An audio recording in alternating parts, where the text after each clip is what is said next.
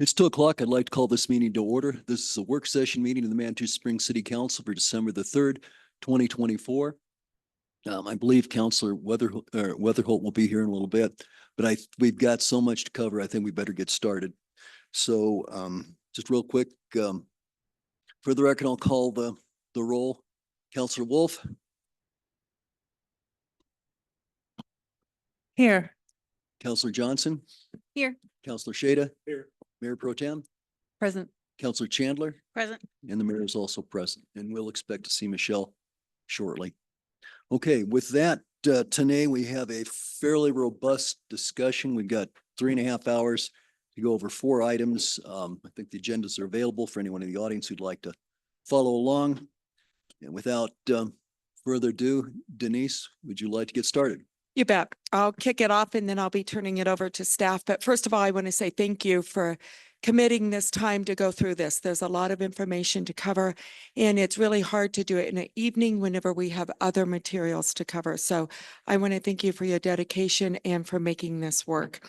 I also want to mention we do need to be done at 5:30 sharp because we have to reset up this room for the council meeting that starts at 6.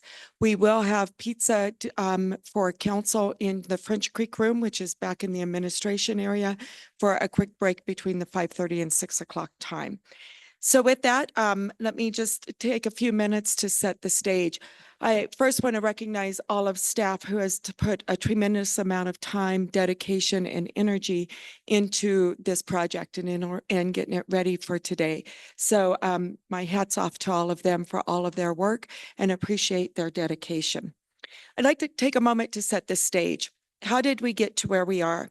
We were asked to fast track the Dillon to get it ready for parking. And for the record, we might want to mention that Michelle just arrived at a little after 2. Yeah, 2:03, please. Great, thank you. So we were asked to fast track the Dillon. And what does fast track the Dillon mean? It means that it's ready for parking by June 1. That doesn't mean that everything is completed. It doesn't mean that we don't work in stages.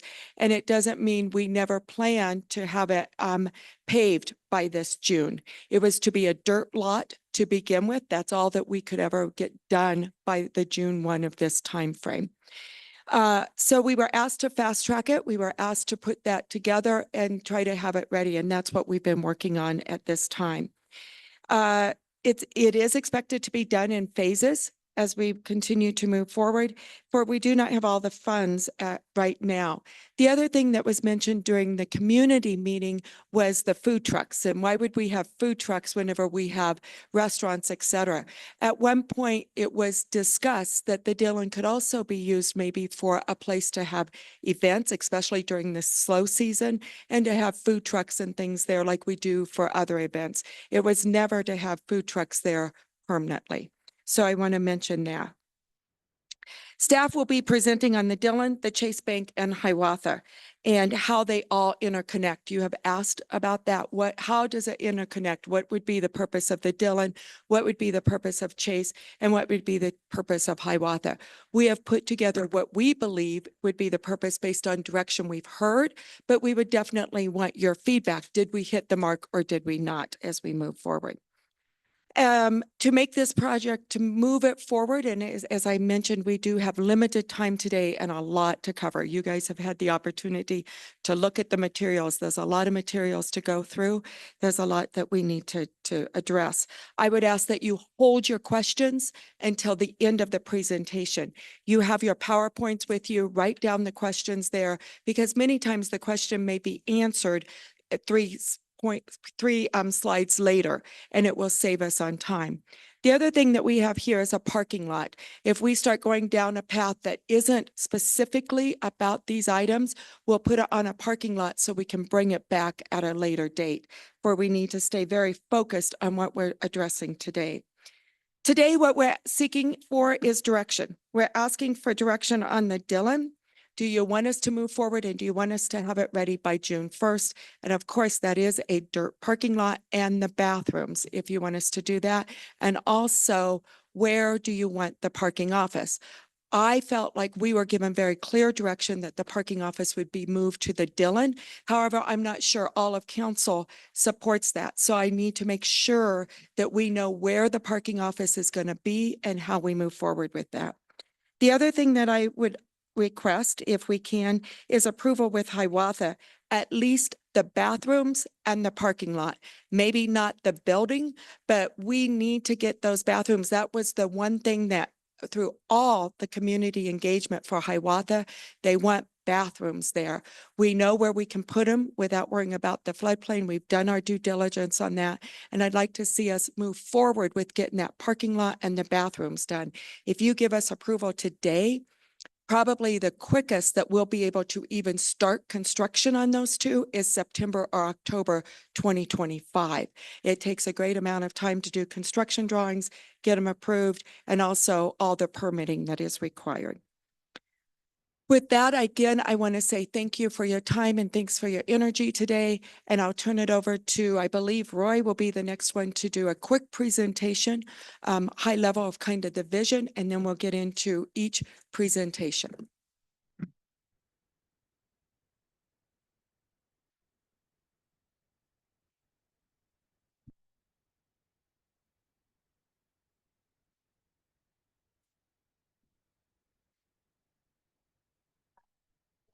It depends if I guess they're blocked there. How about I go here? Oh, you want to look at me? Oh, well, thank you. Julie, we could, if you want, we could kind of just twist that table around a little bit. Would that be better for you? Would that be a good compromise?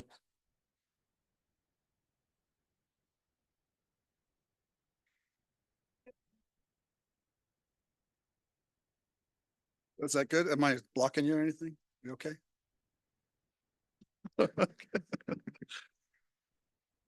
Okay.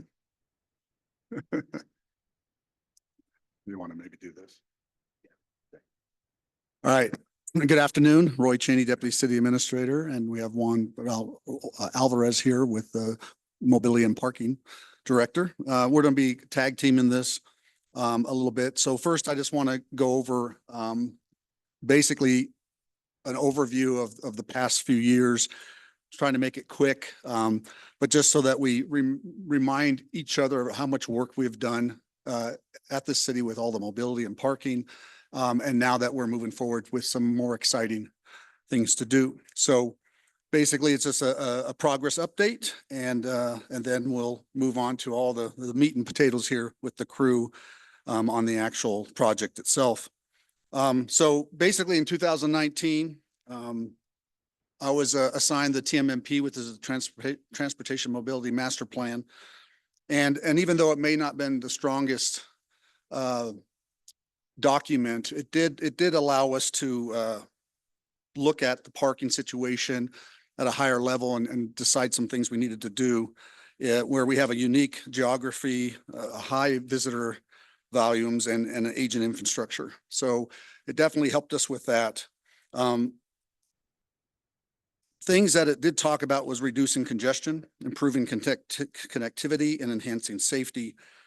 And now we continue with today's meeting to talk about ways we can continue that progress in the right direction. Some of the things we've done, we initiated a satellite, or we are now initiating a satellite parking area at the Dillon, which was something we've talked about in the past. So that's exciting that we're finally getting to that point to get cars out of the core of downtown. We did pilot a tram program, maybe not the best results we wanted, but we did learn a lot from the pilot. And sometimes we have to spend some money to do that. And we do feel more confident that with better equipment and vans that could actually last the day, we could probably run a more efficient service if that's decided in the future. Parking configurations, we did the rear angled parking spaces, which have helped our inventory for a while. Motorcycle specific parking in areas that didn't have enough room for vehicles. And then we did improve the flow optimization in Hiawatha by getting rid of one of the outlets by the parking or the stop sign by El Paso. We closed that down and was able to make a better flow. So we've done some things there to help.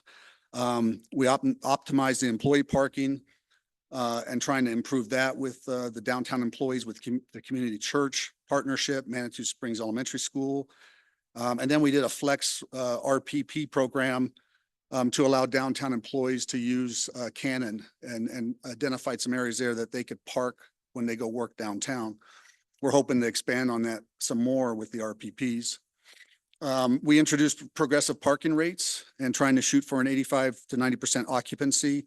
And that has, we're getting there. It's slow, but we are making progress with lowering some of the occupancy rates in town and downtown.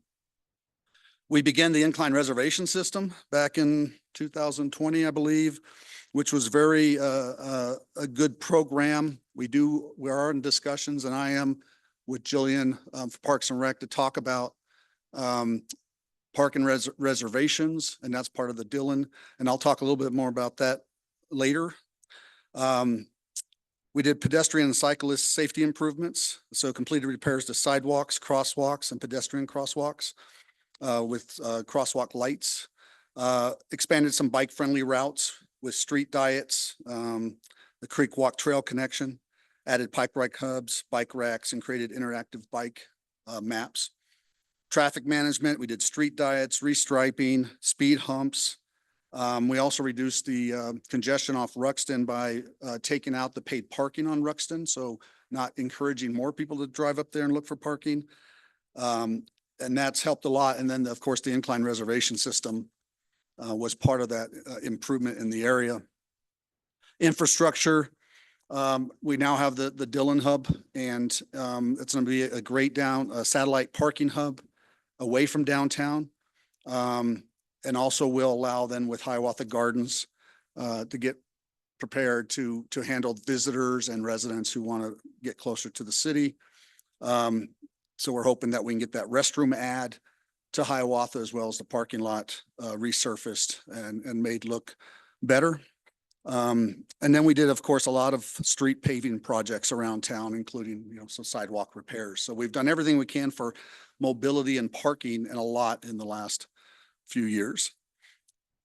The next steps, of course, is what we're going to do now with Dillon and Hiawatha and that whole holistic approach to all of parking. One thing that a few years ago we talked about when we were working on the Hiawatha project was what do we do with Old Man's Trail? And a couple ideas, of course, was close it down, connect to the park. The other thing was a one-way pathway there and make it one way from Manitou to El Paso.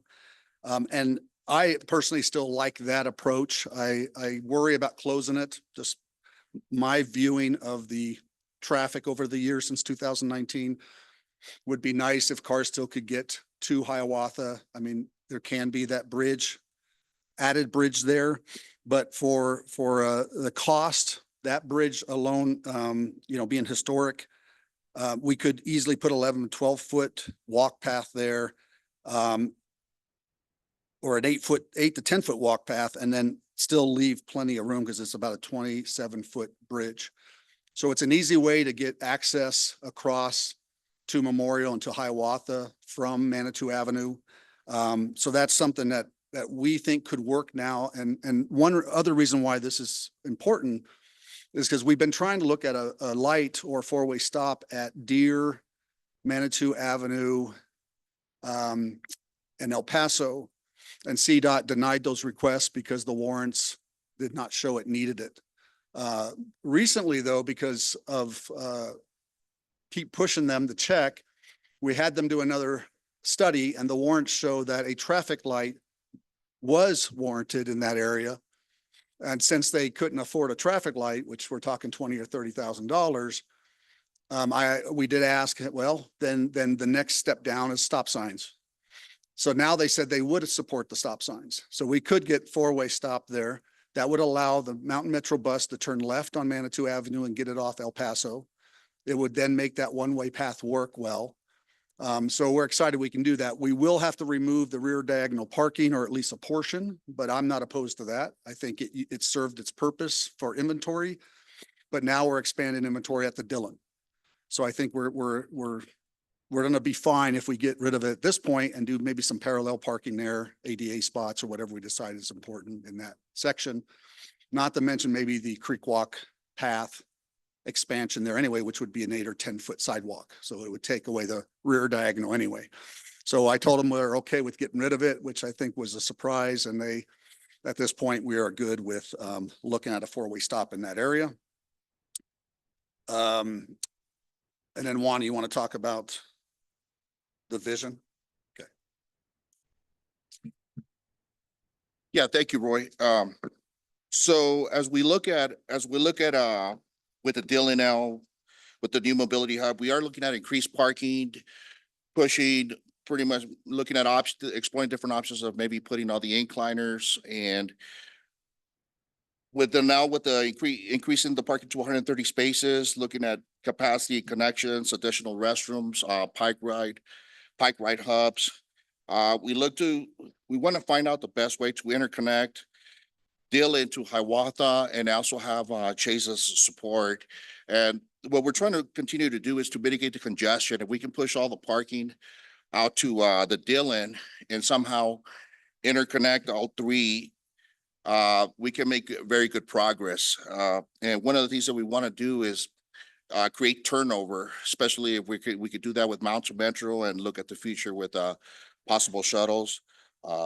We could do a good thing. And like Roy said, we have made significant progress with parking, mobility, and biking so far. And we want to continue making that kind of progress moving forward.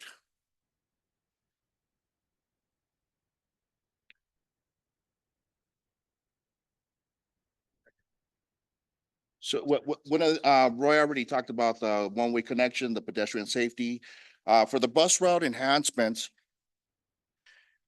nothing's going to change for 2025 because it's going to stay as 2024. Things have already been approved. But as we look for bus routes in 2026, that's going to be determined and discussed at a later date. Once we start, once we open up the Dillon property and see how everything will interchange, Mountain Metro also supports going this direction so that we can determine what would be the best shuttle options or bus options. But as we also move forward to 2026, we would also like to, and this is more for the residents, because during the community engagement, one of the things that they've had concerns with is coming down from rural uphill areas where they had a difficult time coming down. But if we could look at those options in 2026, it would be good moving forward.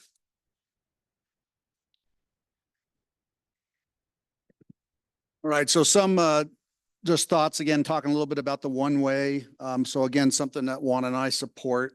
But again, it's up to council and community to decide on how they want to work this. But if we are able to do a cross over the Old Man's Bridge, which is plenty of room again to do that, even having a protected walk there, you could have it protected and still have space.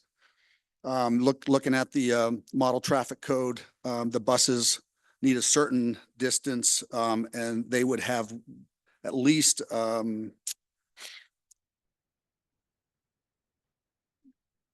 feet. It'd be a lot more than 12 feet there if we even did a 10-foot ped bike path across the bridge. And then they're going to talk later about this, but generally there's a couple options here.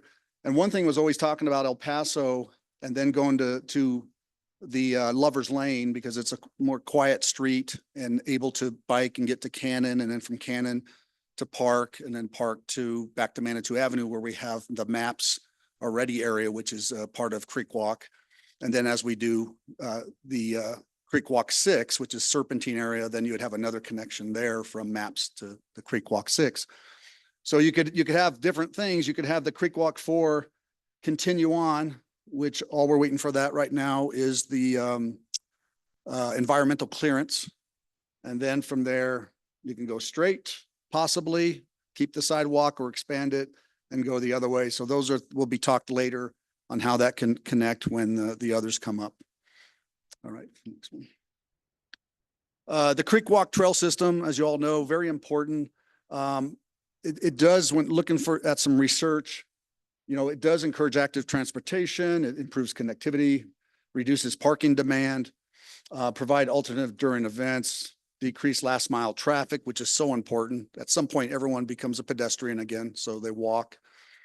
Decrease last mile, I said that.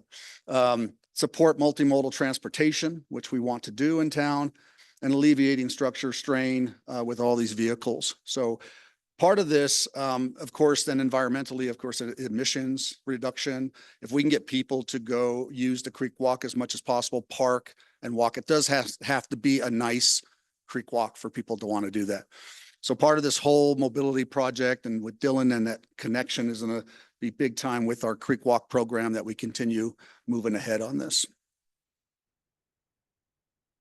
Here's just a few sections here. So you have phase 4, which we're working on right now and getting some clearances through CDOT. Again, the path doesn't have to go that way, but right now is showing possibly over the bridge to El Paso and then down Lover's Lane and then back through the back area to Cannon and then to Park and then back to Manitou Avenue on the MAPS area, west side, which is considered a creek walk path as well, and then to Serpentine, which will be the next connection. One. So the way we estimated Dillon revenue and operating expenses, we mirrored Hiawatha, and this is basically during the closure. And this is not a fiscal year. This is just from June 2025 to June 2026. And we did it for 130 spaces. And this is only during the closure of Hiawatha, which can be anywhere. We did it for a year, but Hiawatha can be closed for anywhere from 7 or 8 months or possibly even a year. But we wanted to stay very conservative with the numbers. So for the estimated revenue, we did 469,000 for the first year. And for the total expenditures, especially the first year, because we do have upfront costs, we have our peak season attendance, we do have, cleaning and maintenance, insurance, utilities, even our credit card fees, equipment, and that comes out for the first year, it comes out to 167,000 of expenditures with a profit of 302,000. Now, once Hiawatha does open up, we are looking at that number is probably going to drop to maybe half to about 233,000. But we are looking at ways to maximize that revenue, especially with the Black Canyon coming up open. We also have concerts that are going to be happening over at Fields Park. So one of the things that they could utilize a lot for is to have people park there, cross a pedestrian bridge, and that's another way we can increase parking there. As far as expenditures for the second year, it will drop to about 130 to 133,000 because we no longer have to worry about the upfront cost after the first year.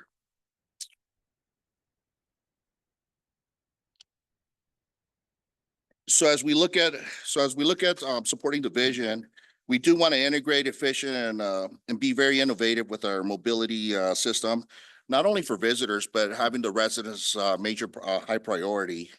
With council support, we do want to continue enhancing the mobility and safety and for everyone. And that includes residents, visitors, employees, and business owners as well. Roy. So that's our portion. We want to pass it on now to Vanessa for I believe the Dillon Mobility Hub. And thank you very much. Thank you very much, Vanessa. No, actually, let's hold our questions till the end of the day. There's quite a bit of material to cover. I understand. So I would like to vote on whether we have to wait till the end of the day or not. I don't think it should be a decision made by one person. Yeah. Okay, it's my Should we feeling. vote on it, or is that something you Well, want? we've been talking about this. Well, Wait till 5 o'clock? no, Hiawatha's been going on for 7 years. I We mean, need we to have make to a wait till decision. 5 o'clock to ask a question because Hiawatha's been going on for 7 years? because we continue to ask a lot of questions and we don't make decisions. I think we need to push on and we'll have more time. The presentation here was actually a little under, it ran about 20 minutes. The whole presentation then is going to be reading out loud. They're reading to us everything that we already read, and then we can't ask any questions for the next 2.5 hours. That's Mayor, not we very do ha- productive in my opinion, but thank you, Mayor. Okay, Mayor, thank you. we do have questions at the end of every section that we're gonna, after each section. So after this one, we will have questions and we have a slide that says questions. So you'll see that at the end of Okay. each one. Okay. If you so chose, we could take maybe 5 or 6 minutes to do a few questions on this one and then go from there. It's up to you, Mayor. Okay. would if the support pre- that. If the presenters are prepared for that, that's fine then. Okay. Yeah, let's do just a couple and then we'll move on if that's meets everybody's needs. Well, okay. So, so Roy will be available for questions. Let's try and be brief. Okay. Let's see, Natalie. How much are we charging hourly for parking in the Dillon? One, what's the You charge? you for gave parking? the income from, but I didn't know how much you were charging hourly. We're using the hourly rates that are for Hiawatha to generate these numbers. Thank you. Okay. I think Michelle was next and then Judith. Thank you. How many current parking spots are at Hiawatha? 55, 155. 155. Thank you. Okay, Judith. Thank you. This question is for Roy and Juan. What's the current status of the negotiations for the incline reservation system tied to prepaid parking? Okay, so I'm meeting with them once or twice a month at this point. And currently, we are presenting to them this month the idea that they use at Hanging Lake and Maroon Bells of having a parking reservation system tied into their use, and they're having a lot of success there. They also have it managed by a company that basically gets a profit sharing from the parking revenues to run it.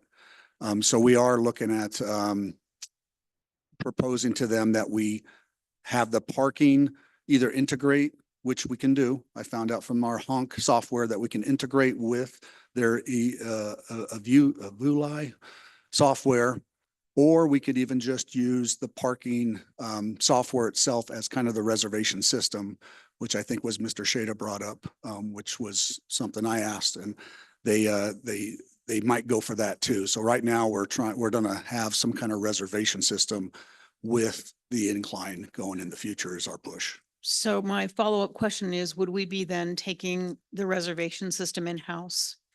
That would be the discussion. So either they would maintain it with probably their Aluvai software connected and integrated with our honk, and they would then still manage it, but we would watch the parking side of it.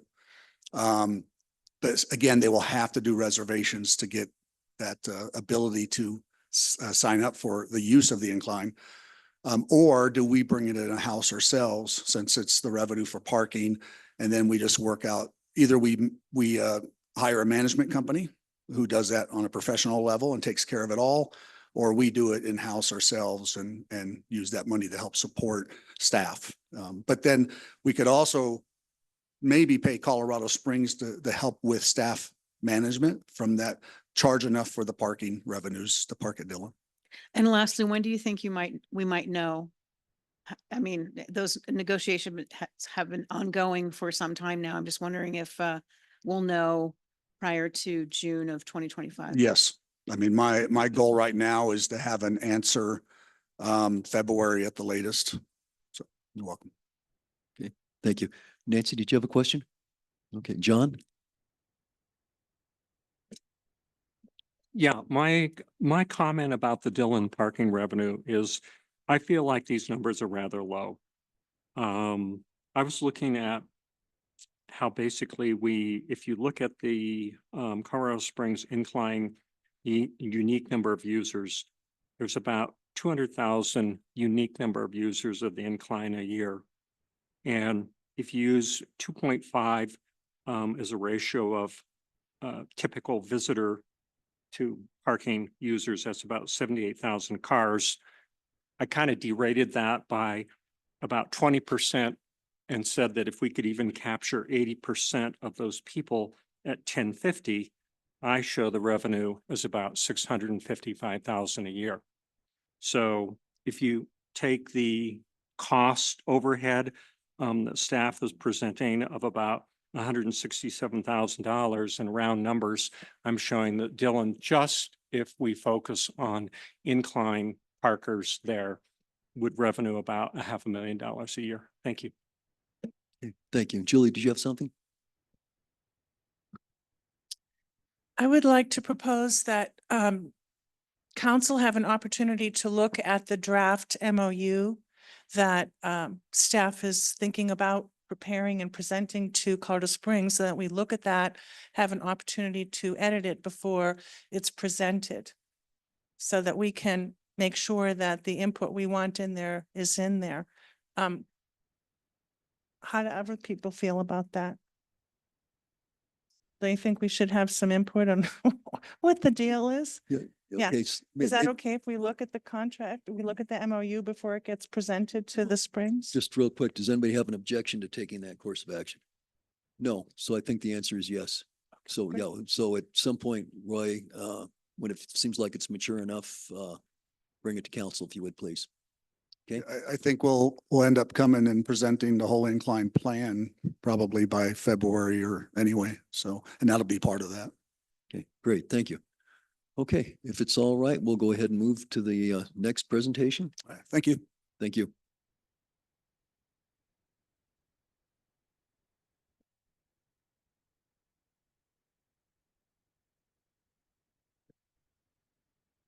Hello, can you hear me?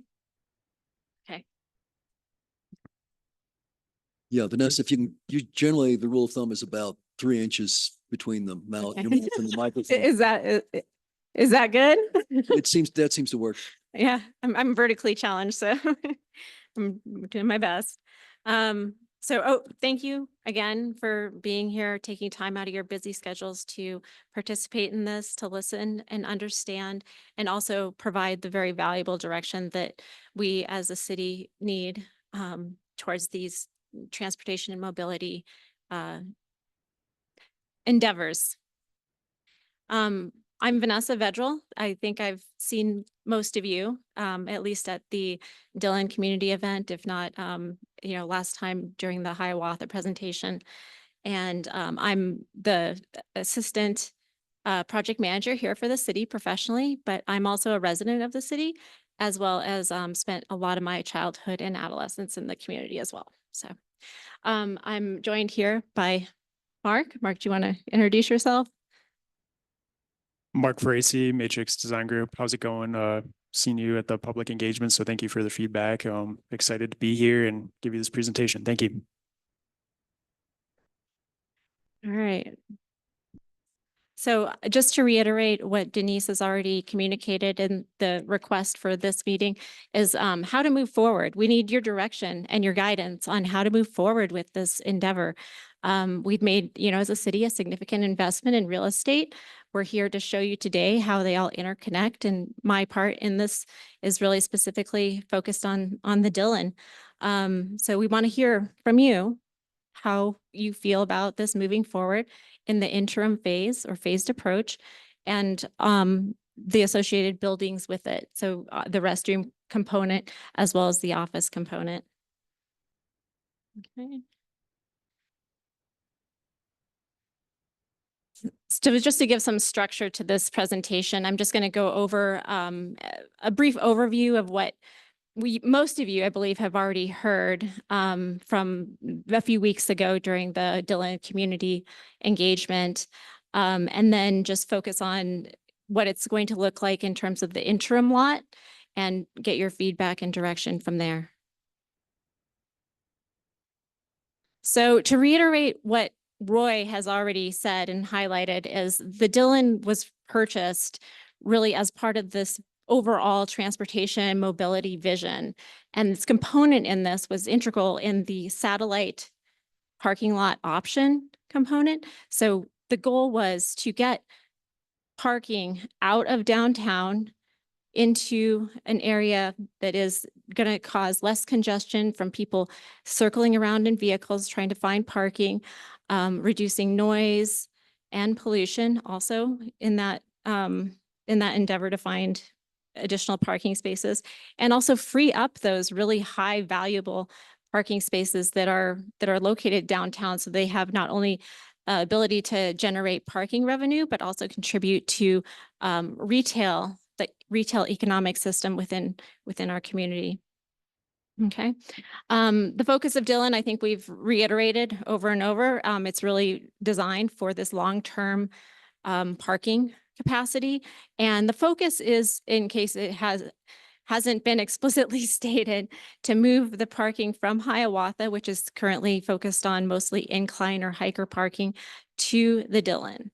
So that transfer will actually is what the Dillon is designed for, and then free up Hiawatha for other parking purposes and other parking revenue generating focus, being not as long-term, like shorter than 4 hours.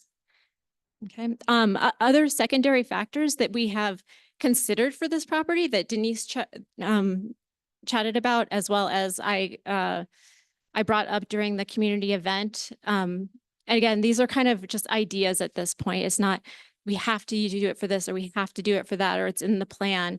It's basically options. So the food trucks were brought up. The farmer's market is another possibility. Also, I think Roy had a really great idea about possibly having it as a stop for schools. So this is a place where possibly families who don't live in Manitou, but their students go to school in Manitou, have an opportunity to drop the students off for a bus pickup, as well as maybe transfer long-term parking for business employees to support downtown business retail infrastructure. Give them a place to park. Okay. But beyond that, it's easy to say and talk a lot about the site as a parking lot, but it's really much more than that. It's a mobility hub. It's multimodal. It encompasses a connection to Creek Walk. We have designed and are proposing significant infrastructure to support bike use as well as pedestrian use. So we'll go through that a little bit more, but the Dillon has a lot of purposes, and I think it fulfills a big component of the transportation and mobility vision. Okay. So this is a diagram of the site itself. It is a little bit more in depth in terms of identifying the particular programs and uses per real estate space. As part of the community event a few weeks ago, one of the major feedback and outcome of that was not understanding really kind of the site and how it worked. And we figured to probably outline that a little bit better in terms of this visual description.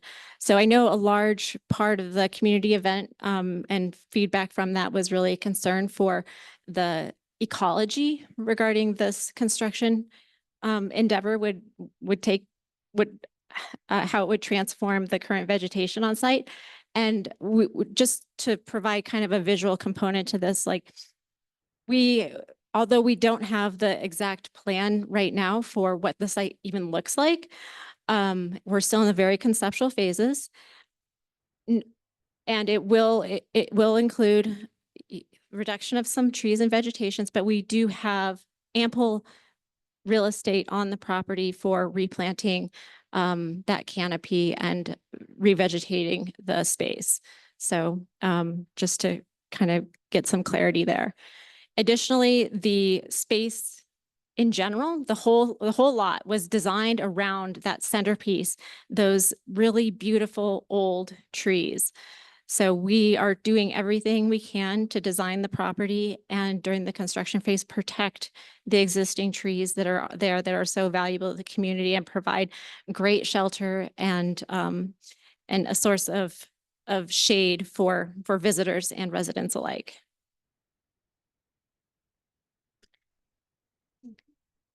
I won't go into this too much. Just here's a list of the other site amenities that were included in the site. Again, this is a mobility hub. It's not just a bus stop. It's not just a park and ride. It is designed for hikers to use a shuttle. It is designed for bikers to stop there, rest, repair their bikes, enjoy the connection to Creek Walk, enjoy the connection to Fields Park, and possibly even when Black Canyon opens, provide an avenue for that as well. Okay. This is just providing you an idea and perspective of some of the buildings that are on site. There are two currently. One has been identified as the restroom building. We're increasing the restroom capacity in terms of number of stalls in the community by 100% just with this building, which we heard from the Hiawatha study that was a big concern for users. And I'm sure visitors alike will be happy to have adequate facilities that don't require portalets. The other building on site, as Denise mentioned, had originally been thought of as the parking and mobility city staff building. So we have initially started the designs on that building with that use case in mind. So it would be basically a 2-office building, but really more of a space for the community to come in and for all their parking service needs. So paying parking tickets, getting parking permits, having any questions about parking, they can really go into this really inviting space to inquire about that. Okay, moving on to the community feedback from the event on the 21st, which I believe I recognize most of you as being there. So thank you for your time in that event as well. I really appreciate it. So we had about 20, I think it was about 28 in-person attendees, 34 online or 34 total surveys filled out, of which 23 were done online. So qualitatively speaking, this was the feedback received. I think loud and clear was the message: more green space, less parking space, right? Really a lot of concern about the trees and the replanting of those trees, which we absolutely intend to do. First and foremost, we intend to preserve the existing trees that are on the property if and whenever possible. And if not, if they need to be removed, then get a planting and replanting plan in place to accommodate not only accommodate our code, but also exceed our code limits so that we are really experiencing that zero net canopy loss. Okay. Additional feedback received from the community was just using sustainable materials as well as a sustainable and eco-friendly building methodology. Okay. I pulled out just really quickly some initial quantitative feedback that was received as part of that survey results. So I thought this was actually pretty interesting. The question number 1, are you planning to utilize the Dillon Mobility Hub 4 and provided categories? Only 2% said parking for the Manitou Incline. And at first, I was really concerned about this. However, in thinking about it in more detail and taking a step back, realizing, okay, the people that came to the community event are community members, they're residents, right? Most community members, including myself, I don't have to go to a parking lot to do the incline, which I do the incline on a regular basis. I don't park in town to do the incline. So with that context in mind and taking a step back, these numbers actually make a lot more sense to me based upon the people who attended the event and filled out the survey. Okay. Otherwise, from the community perspective, we're looking at utilizing it really for that walking connection, that connection to Fields Park via the Creek Walk and bridge, as well as the bike transportation option and providing infrastructure there. Okay. Another question that was asked, and I'd like to present here, is what is the overall impression of the plan for the Dillon Mobility Hub? And as a result of that event, about 58% think it's a good idea or it would be a positive impact to the community. Okay.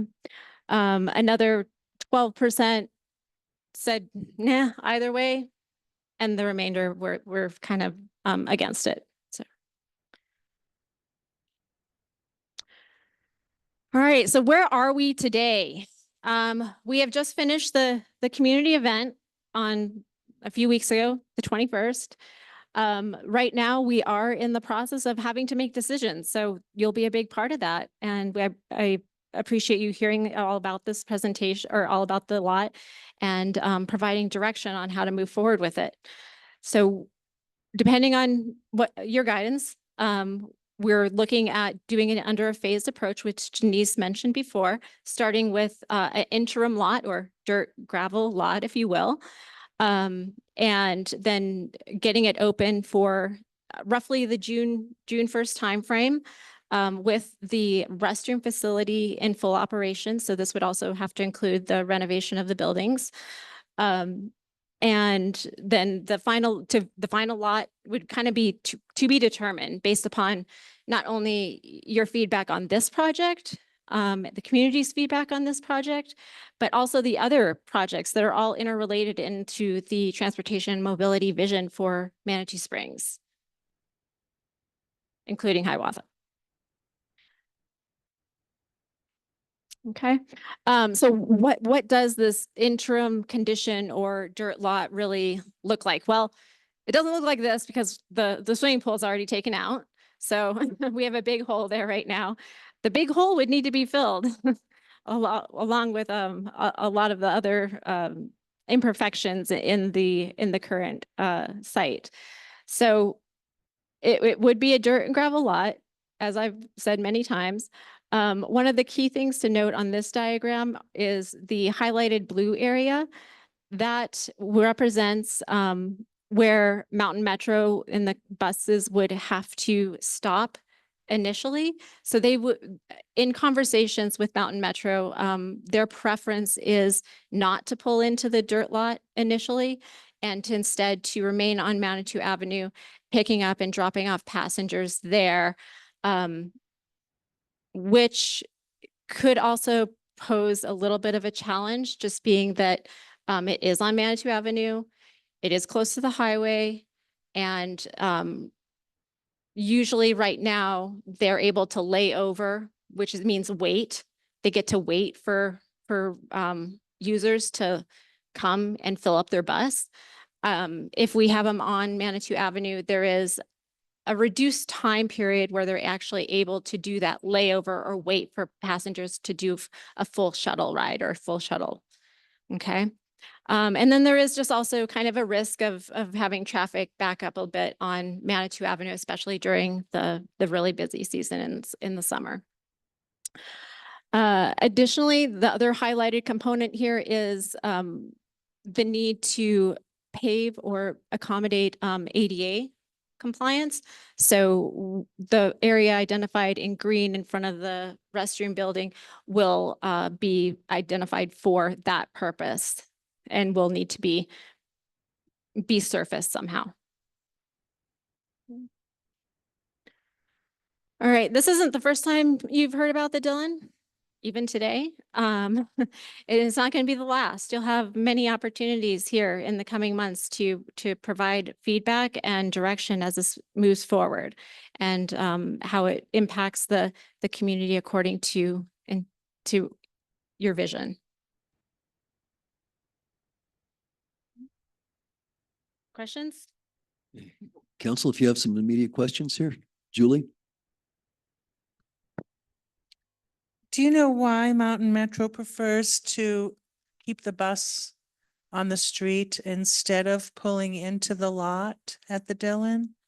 In my initial conversations with them, it's really the surface material. They are concerned about mud, traction, and just the complexities that maybe come I with see. that. So once we pave it, if we do pave it, then they wouldn't feel that way. It's just because they don't like pulling into dirt and mud and maybe getting stuck. That was my I understanding. see. And then do we really, if they are loading and unloading right on the street, what, traffic just backs up and sits behind the bus and waits? Right? I mean, isn't it, am I correct that it's single lane there? I mean, it might make Mountain Metro happy, but Yeah. it seems like it wouldn't be a very smart thing for traffic patterns. Am I missing something? Is there, or there is a way that they could pull over so they wouldn't interfere with the traffic flow? There, do you want to? Excuse me. Yeah, I Doug? can answer that. So basically there is enough room for traffic to go around the bus. It's not ideal, but would they do that already on Manitou Avenue in spots that don't have a real pullout? So they would allow that and it wouldn't be a real issue. Thanks. That's my only question. Okay, great. Other question? Nancy? Thank you.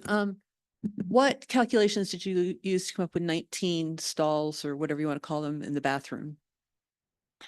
I just told the architect to maximize the space for restrooms. Okay, because I know that at Hiawatha Gardens, there was a calculation that they used to determine how many were needed for that size parking lot and facility. And it was much less than this. And my sense is that this doesn't require, this doesn't have as many parking spots and so on. So I don't know if there's any expense difference, but I think with the Hiawatha, there's a usage with the community center, and that's where you're getting those numbers and calculations from, where with this site for the parking lot, it's kind of arbitrary. You can probably have more or as many as you want. right. And I understand that, but does more equate to more expensive? Right.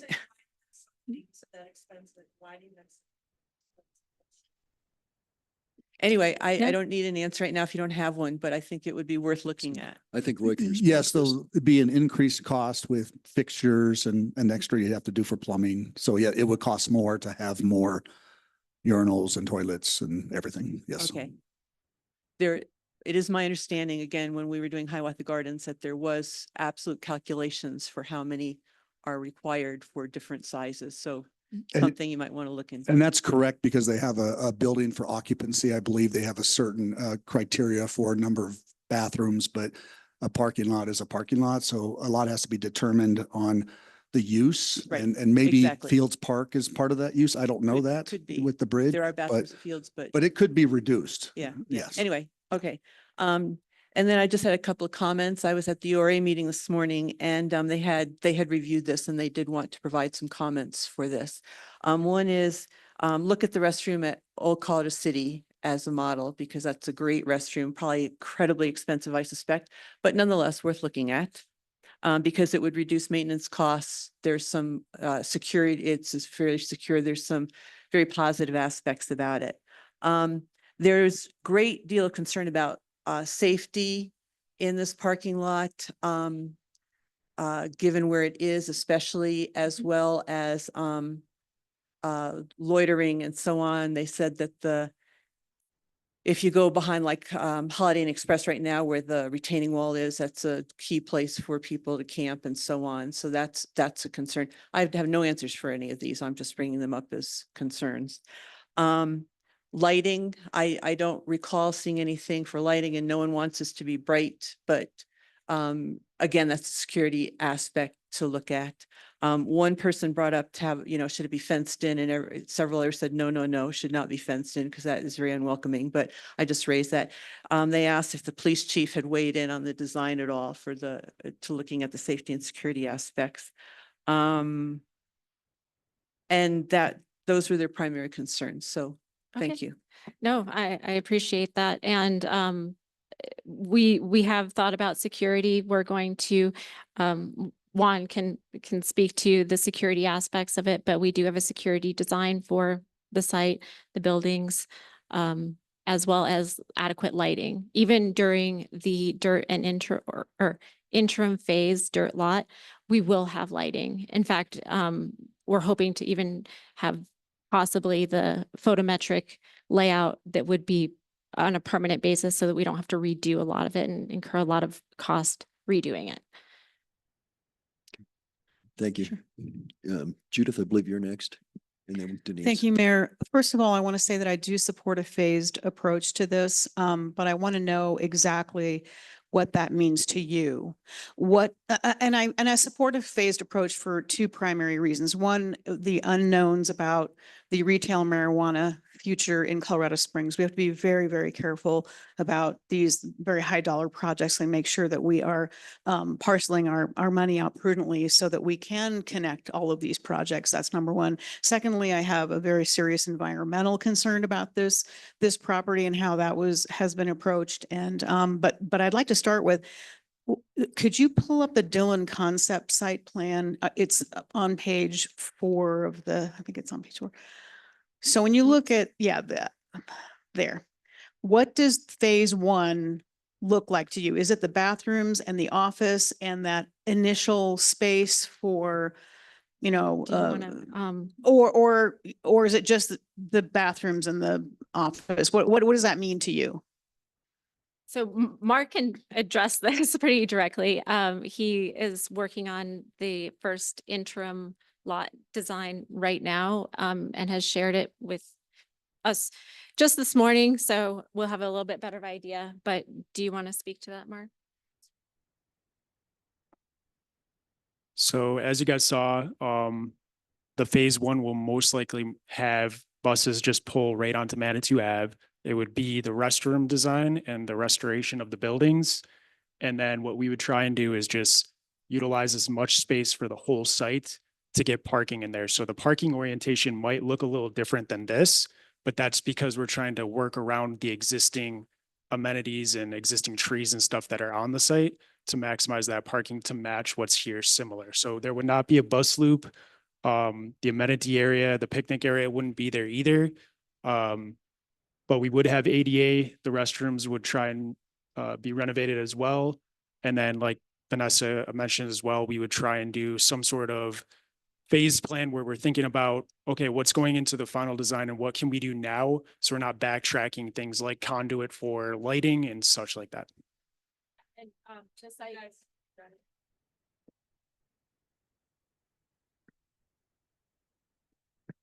and Mark, correct me if I'm wrong, because I did just look at this for about 5 minutes before the meeting, but the entrance to the lot would be here where it is currently depicted. Traffic could flow up around here into this upper lot. This would be parking here. None of the trees would be removed. This wouldn't be here in the first version, the interim version. So the only way in and out of this area here would be this path up here and then out and down. So what I hear you saying is the bus pull off, the restrooms and the office, and maybe some consideration for ADA parking, and that's phase 1. Is that my understanding of what I heard you say? And the And the lighting. lighting. Yeah. Okay, so did I miss anything? The bus pull off is just kind of what It's is on out the there street, right now. right, Yeah, right. there's So- no improvements there. Right, so did I miss anything? Oh, no, that's it. You Okay, are correct. and do we have cost figures for just that? Yeah, rough order of magnitude I can give you. Okay, Uh, so the second reason I'm supportive of a phased approach is that I have environmental concerns about the number of trees. I think there were 24 that were slated to come out. I want to have honest, transparent discussions because a lot of the community doesn't understand when you say we can replace the tree canopy, which is not correct. If you remove 24 heritage old growth trees, you can't just replace that. And so what I want to let you know is we have a local climate action work group with experts in the field, some of whom are in the room today, that want a seat at the table and to literally walk these properties. We want these trees marked. We want to take a look at them because we already did this last Saturday. We had a group that walked the property, and there's already been trees that have been removed on the west side. And have more robust discussions about the grading, about bioswales, landscaping, pollinator gardens, and so on, so that it is a community-driven approach. So I'm not convinced that 24 trees need to come out of this lot. I do think that the presentations in our packet for the Hiawatha Gardens and Chase Bank, they did a really good job of indicating exactly where the tree canopy would be preserved and what would be potentially taken out. It's a nice visual for people that are looking in the packet. So that might be something we can consider. But I think we need to really revisit that and take a very careful look and make sure we do this right. Lastly, I'll say that this is a very huge wildlife corridor. We're closing up all the corridors in the URA where our wildlife, primarily deer, can even migrate. And there's a huge area back there behind the Dillon where a lot of deer habitat is. So I want to make sure that we are really considered in our future plans for this site. Thank you. Thank you. Denise, did you have a comment? Yeah, I just want to mention that's one of the reasons was the safety concern that's one of the reasons we wanted to put the parking office there. If that's where you choose, is that really allows there to be somebody there all day and in the early evenings. Thank you. Michelle, did you have okay, did Julie then? Oh, I just wanted to comment that I understand and I agree with Judith about in general, we all want to be mindful of the marijuana money, tax money situation. And that's exactly why I want to get moving on this, because this is, as indicated pretty clearly in the packet, this is a money maker, not a money loser. So we will be helping to replace the tax money we're losing on marijuana through this project. I also want to mention that the money to fund the project would be coming from a loan, and the info in the packet showed that we can get a loan at a fabulous rate, barely slightly above the rate of inflation, for goodness sake. And so the loan would be paid back from the parking money. So we wouldn't be using any money from the general fund. Rather, we would be making money for the mobility enterprise over 100,000 a year. So the situation with the marijuana money is a concern, and that's why we should go forward and start making money with this project as opposed to a reason to slow it down. Anybody else? Okay, great. Thank you very much. And did you have anything else? Vanessa, Mark, is that you're done? Address the Yeah, I can talk. I just want to address Councilor Judith's question about the trees real quick. I think also looking at the site a little bit more, the Hiawatha is a great representation of what will be done as far as what trees will be impacted on the Dillon. And I know we're saying 24 right now, but I think that's just a conservative number. And as we refine our design, we'll try and dial that back and utilize the site the best we can to keep those trees. And environmental impacts, like any deer trails or paths like that, we're trying to accommodate as well. There's a couple of tiers back there along Fountain Creek that probably are great travel paths for wildlife. And we're hoping to keep out of those with this site as well. So all those things are being considered. So thank you very much. Okay. And Mark, I believe in response to Councilor Chandler, you're going to get some information on what the rough costs would be for that phase one, dirt lot. And would you be able to get that for later on in this meeting? It probably is. I mean, I can't put my finger on it right away. Yeah. If you could look that up for us, Mark. And yeah, I apologize. I kind of ran out of time, but I do have those rough order of magnitudes for the temporary use specifically and what those would be for getting something open by June 2025. Okay. If you could just look up and either find where it's at in the packet or get us that number for. I could state it to you right now if you like, or you want me to provide that in writing, I can too. You can provide that in writing here, but if you could do that about, now after you finish your presentation. Yeah, it's about 250, 300,000 would be 250, 300? everything. Yep. Okay, all right. That does not include the restrooms or the Correct. office. That's just the parking lot. So I want to mention, we then also have to do the restrooms and the parking lot, but that's just the parking spaces. So just what I was just asking for was a rough order of magnitude for the bathrooms, the office and the parking, the dirt parking. Okay, so I would- phase one, whatever that is. Based on the numbers that's in the packet, we're probably looking at about 1.2, 1.3 to get all of that done. 1.2, 1.3. Okay. Mark, I think that's sufficient for our needs for today. So that's good. Okay. Okay. Anything else? All right, let's move on. Moving on to Mayor, we Hiawatha. did have a quick break between this and Hiawatha, but if you'd like to go ahead and move forward, we can do such. The Hiawatha is going to take a little bit longer, You want- little break, Break, we'll go, Yep. what, 10 minutes? 10 minutes max if we can do that. Okay, 10 minutes or faster. Okay, thanks. Thank you.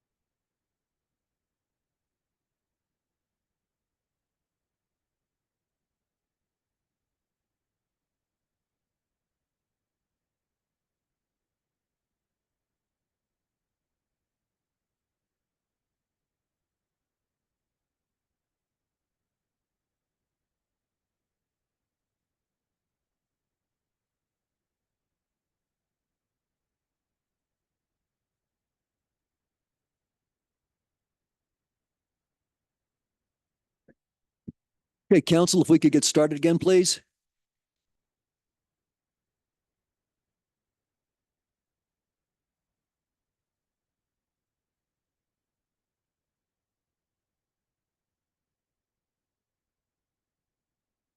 Okay, so next we'll hear on the Hiawatha Gardens. We've got Eric and Aaron here for that. Okay, go ahead. Hello, Erin Ringsred, planner and landscape architect for the city for the record. Eric Grebliunas, architect for the Hiawatha Gardens project. Thank you. We're going to keep this at a pretty high level so that we have plenty of space for any questions that you guys might have. Our request today is we're requesting direction to move forward with the parking lot and the restrooms independent of the dance hall decision. But we are also requesting feedback between option 1, which is those floodplain improvements, and option 2, which is the open air pavilion option. We'll go over the vision for this property at a high level to make sure we're pursuing the right goals for this property. And then we'll go into option 1 and option 2 and the differences between those. So the purpose of Hiawatha, when we look at this in the larger transportation and mobility system, is for less than 4 hours of parking. So more short-term parking that better serves our downtown local businesses and people accessing those amenities in town.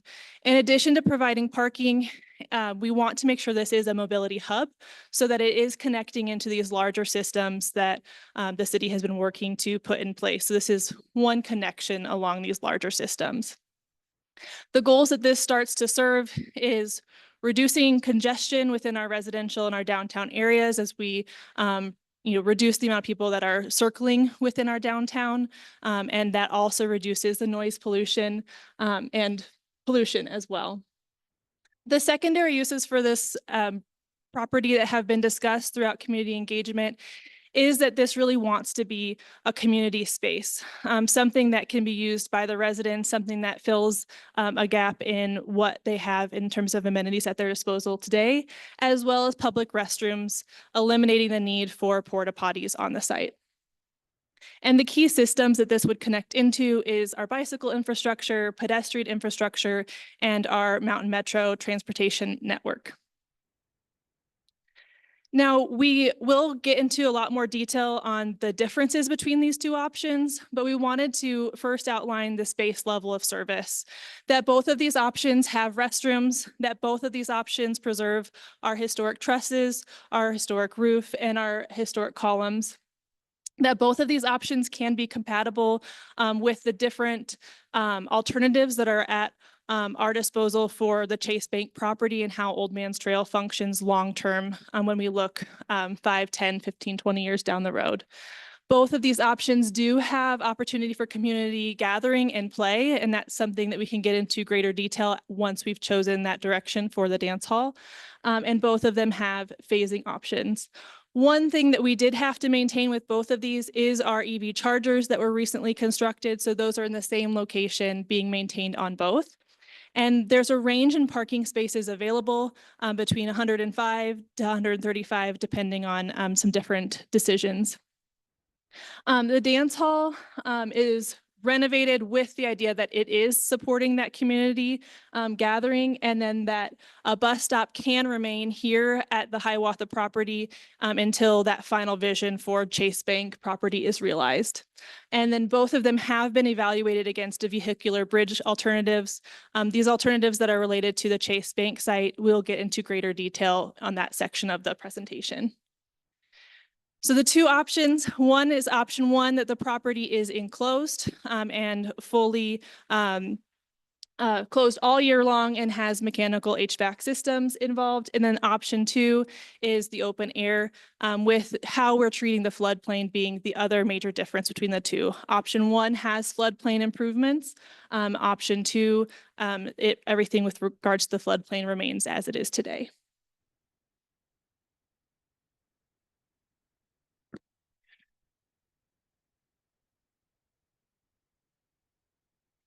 I just want to take a quick moment and thank everyone again for being here. I know it's going to be a long day, but we really appreciate your time. So I'm going to do a very quick overview of the pros and cons between the two options. For option 1, as Aaron already mentioned, we're eliminating the floodplain, which eliminates floodplain constraints on the existing structure, which allows us to more easily enclose that and allow for all season use. By removing the floodplain, we eliminate any need for flood insurance, and it also opens up additional grant sources for floodway funding. Another large pro for the enclosed option and the floodway improvements is all of the accessible access points that will be created along Fountain Creek. And we'll show that in more detail in an upcoming slide. The cons is that it is more expensive than option one by roughly $4.3 million. A significant amount of trees along the creek will be impacted, as we'll show you in a diagram as well. Phasing options are going to be limited because of the need to sequence construction to work with the floodway improvements. And there are impacts on the memorial site, again, which we're going to get to in just a few slides, or right now. So for design option one, what you're looking at is the Hiawatha Garden site and Memorial Park. This red dashed line going around this green space, you can think of as the floodway impact zone. Over on the Hiawatha Garden site, this is where this black line represents a retaining wall. And so you're going to have, a roughly 10-foot retaining wall in this zone and a creek area that's got a little more private feeling, a little more secluded as it's tucked down into this, the creekway. There's a trail that connects underneath Old Man's Trail, brings you back up to Hiawatha Gardens and over to Memorial Park.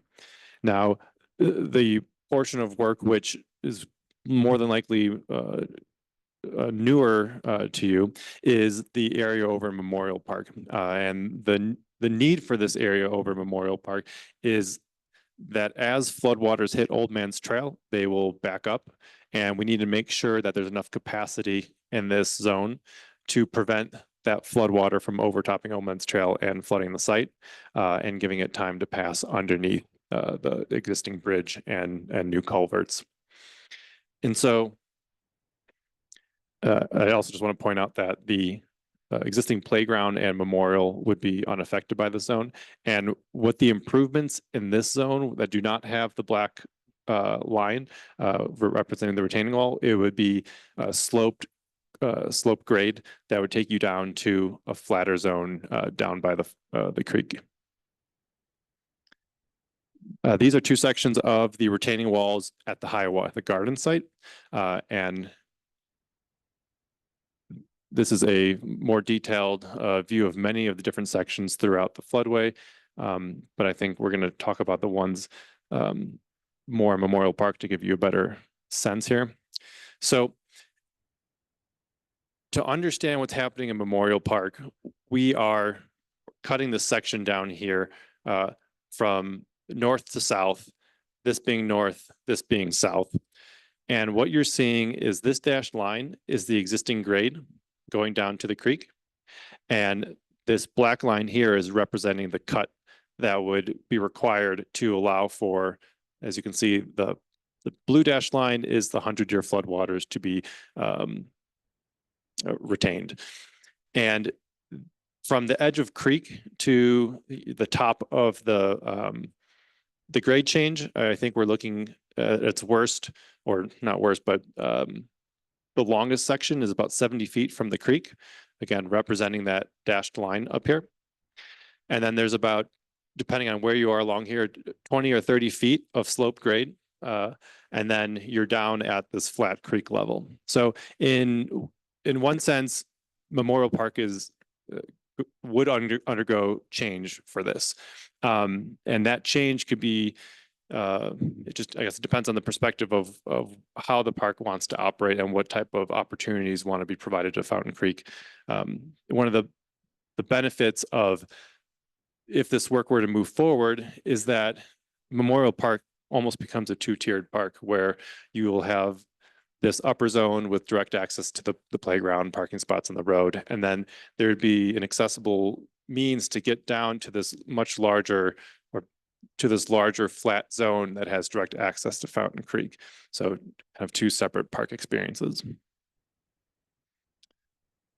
And this is just a section showing as that grade starts to change, you get closer and closer to Old Man's Trail. The slope of that hill also starts to tighten up. Again, just trying to have as low slope as possible in the park zone, and then trying to make up for that when we have some of the retaining walls around the bridge. The impact on trees for option one is being depicted by the red circles as trees needing to be removed. Green being trees that will remain, and orange being trees that would be tried to be saved. As we've talked about in the past, these floodway improvements have a huge impact on the creekway zone because of all of the retaining wall installation and regrading that would occur there. I just want to note that all the trees on the south side of the creek at Memorial Park would be able to be remain in place, as well as trees that are outside of the new retaining wall scope on the Hiawatha Garden site. And this is just depicting how much of a grade change you start to experience from the top of the high point of the creek as you travel down to our site, down through the Hiawatha Garden site. Option two has no floodway improvements, has minimal impact on the surrounding vegetation. It does not touch Memorial Park. The dance hall becomes an open air structure with the crawl space filled in and likely a concrete floor to allow for all weather and all season use. A new plaza is connecting the dance hall to a new detached restroom structure. And as mentioned, this restroom structure has been located outside of the flood, 100-year flood zone. So it can move forward independent of any flood considerations. There is the option for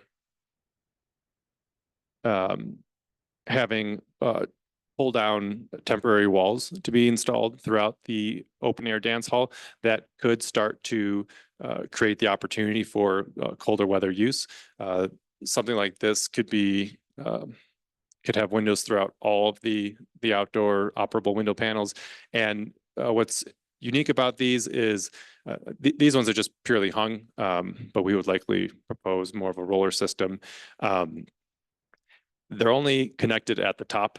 And so the reason that becomes acceptable within the floodway is because any flood waters would be allowed to pass freely below the temporary walls. And so another huge part of the conversation that we kind of left until today from our last talk was the construction estimates. And so we've completed our concept design package and we've gotten all the updated numbers back from our estimator. And the cost for option one, which is the enclosed dance hall with all the floodway improvements, is $10.4 million. And it's important to note that this includes 15% design contingency and almost 5% of escalation. So 20% of this number isn't necessarily direct costs that we're experiencing today, but things that allow us to plan for the future. And the open air option with those same contingencies is sitting at basically 5.7 or $5.6 million.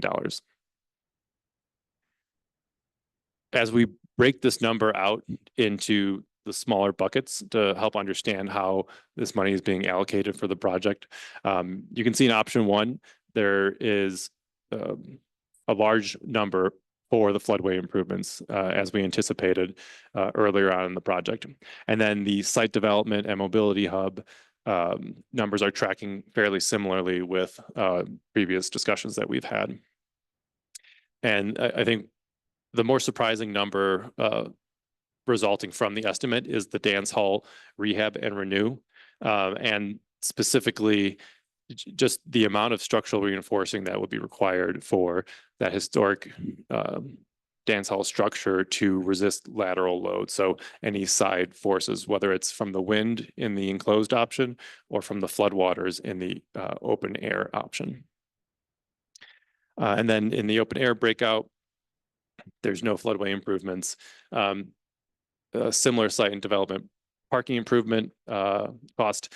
The restroom structure is sitting at $615,000 as an isolated scope element, as well as the plaza connecting it to the dance hall, right around $400,000. And again, similar to the enclosed dance hall option. So it's probably surprising to see that the open air dance hall costs similar to the enclosed dance hall. And what I want to also just point out when reviewing those two numbers is that this on the enclosed takes out the addition of the restroom and the mobility hub structure. This is purely focusing on the actual dance hall portion of it. And the reason these two numbers are so similar is because the key missing component of that dance hall is its lateral resisting structural reinforcing. And so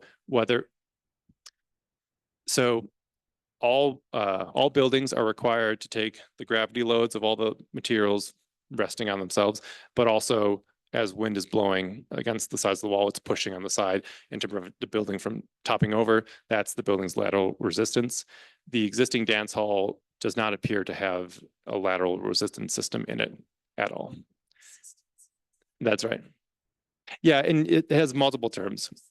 I apologize if I'm mumbling. Yeah.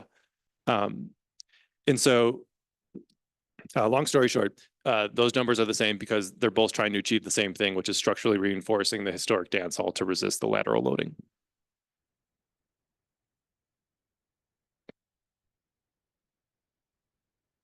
So as of today, we have 2.7 million for restrooms and parking lots. That almost fully funds the restroom and parking. And then we have just under 1 million for the dance hall and plaza from our different funding sources and how they're allocated.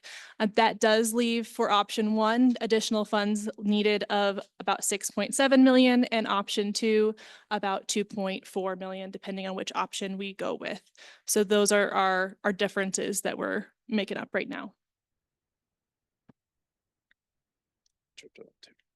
Let's let them finish their presentation. I'm gonna get it, Judith. Okay. And I think it's important to talk about where we are in this process. So we are in the concept design phase where we are trying to lay out what the vision for the project is. We're wrapping our heads around all the needs for the project. I think the way I would kind of boil down the concept designs phase for the two options that we have in front of us is whether we want to eliminate the floodway or whether the floodway is going to remain. A lot of the more detailed decisions, how the plazas are going to function in layout, benches, art areas, where the bikes and bike storage lockers exactly are going to go. Those are going to be coming during our next discussions during the schematic design phase. So the design continues to evolve. This isn't the end all of the whole design process. Eventually, with the schematic design approved, we enter the design development phase, which is where we really start to refine the design and better understand a lot of the code implications of just accessibility, fire ratings, and the like. Then we'll end up in the construction document phase where we produce all the drawings needed for construction and for submitting for the building permit. We then submit for the permit. Once achieved, then we'll move into the construction process.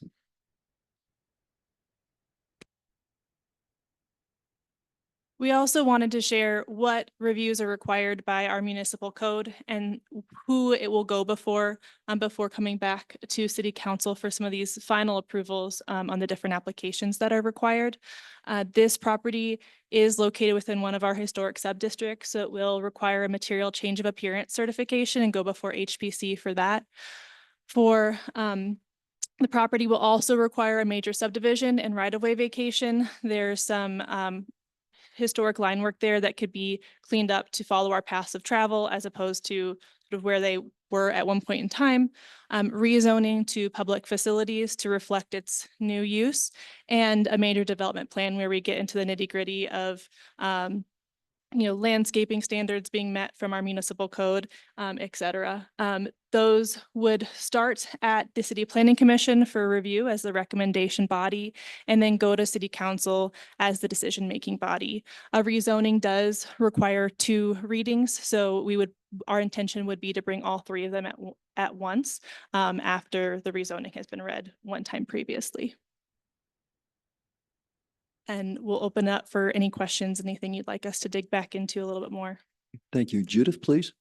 Yes, first of all, I'd like to thank you for those additional pieces of information that were requested regarding the effects on the memorial side, and that was really important in helping me understand it. My question is, and it's on the estimate scope breakout slide for option 1. Does the floodway improvements of almost $8 million, does that include all of the improvements throughout the entire floodway, including Memorial Park? That's correct. Okay, thank you. Yeah, Natalie and then Julie. Okay. I had a couple questions, but one, so if we go with option 1, will Memorial Park no longer be in the floodplain? And then additionally, will other buildings east of the project no longer be in the floodplain? Like, will this mitigate flooding for blocks of the So- community? So it does not eliminate the floodway downstream. It's really providing capacity on our site to remove the floodway from our building extents. And so in terms of how that floodway affects Memorial Park as well, it affects it in the sense that the 100-year flood would only stay within that newly sloped zone. Okay. And then this is actually, I guess maybe I was gonna ask Denise, but so I'm thinking of like the Bud Ford Pavilion and Mansions, like some of our other pavilions that aren't enclosed. Those are also in floodplains, correct? Like it's not like we could we, because we have a lot, if we were gonna have Hiawatha be open air, that would be a lot of open air opportunities. Would it be possible to enclose then some of our other? Yeah, I believe Mansions Park right back here is in the flood zone, right? So that pavilion is in the flood zone, right behind us here. And Bud Ford Pavilion as well. Yeah. Okay. Yeah. Yep. in Silver And Springs. we Okay. can pull FEMA screenshots showing kind of what severity of floodplain each of those is in, if that would be helpful after this meeting. Okay, I was just, yep. And then the other question I had was, so HVAC, there'd be an HVAC system in the enclosed pavilion, but not in the open air. We wouldn't have any sort of heating mechanism, or at least that's not included in this cost. Yeah, that's correct. And in the event that the open air option was council's preference, and the kind of roll down exterior walls was desired, then we could look at some type of temporary or more permanent heating solution to be put within the structure as well. Okay, that's great. Thank you. Okay, Julie, please. Is I see the restroom structure for option 2 is 614,000. Is that the same price, I assume, for the restroom for option 1? It looks like you combined the 2 things, so I have no idea. Yeah, that's understandable from your perspective. So the way we broke the estimate out was, as you already noted, in option 2, that restroom structure is its own unique building.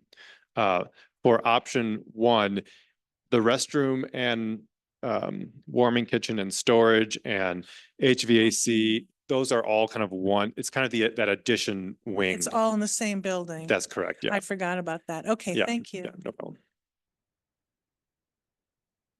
Nancy, please, and then Judith. You talked about the potential for phasing, and you're making it sound to me like you're saying that the restrooms could be built even for phase 1 or for option 1 or option 2. But my understanding is you can't build the restrooms for option 2 or option 1 unless you can't do it ahead of time if we choose option 1. Yeah, and so we Sorry. noted there's less phasing options for option 1 because of the floodway. The exception to that is because that restroom structure has been intentionally located outside of the floodway, there really is nothing stopping that restroom structure from being installed And then also moving forward with the enclosed dance hall and supportive structures in the future. So there's the opportunity to do the restroom and parking lot and then still decide which of the two dance hall restoration directions is preferred. And that would significantly change the design, the current design of option two, or option one, sorry. So it could also remain like largely the same. So if. But the let's- restrooms would not be connected to the dance hall. So we could, it's kind of two different paths. One is you could still do that same addition, have restrooms directly attached to the enclosed and have an additional restroom structure on the site.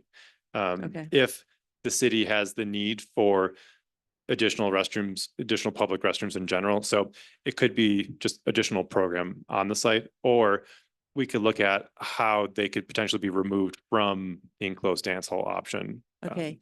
And from what I'm hearing, a possibility is that the restrooms could be designed, the distant ones could be designed for the parking lot, the numbers. Of course, that would take up additional space, and then you could just reduce the number of restrooms in the, if we chose option one. Yeah, potentially. And so the tricky thing is, as Mark kind of mentioned earlier, with the plumbing counts,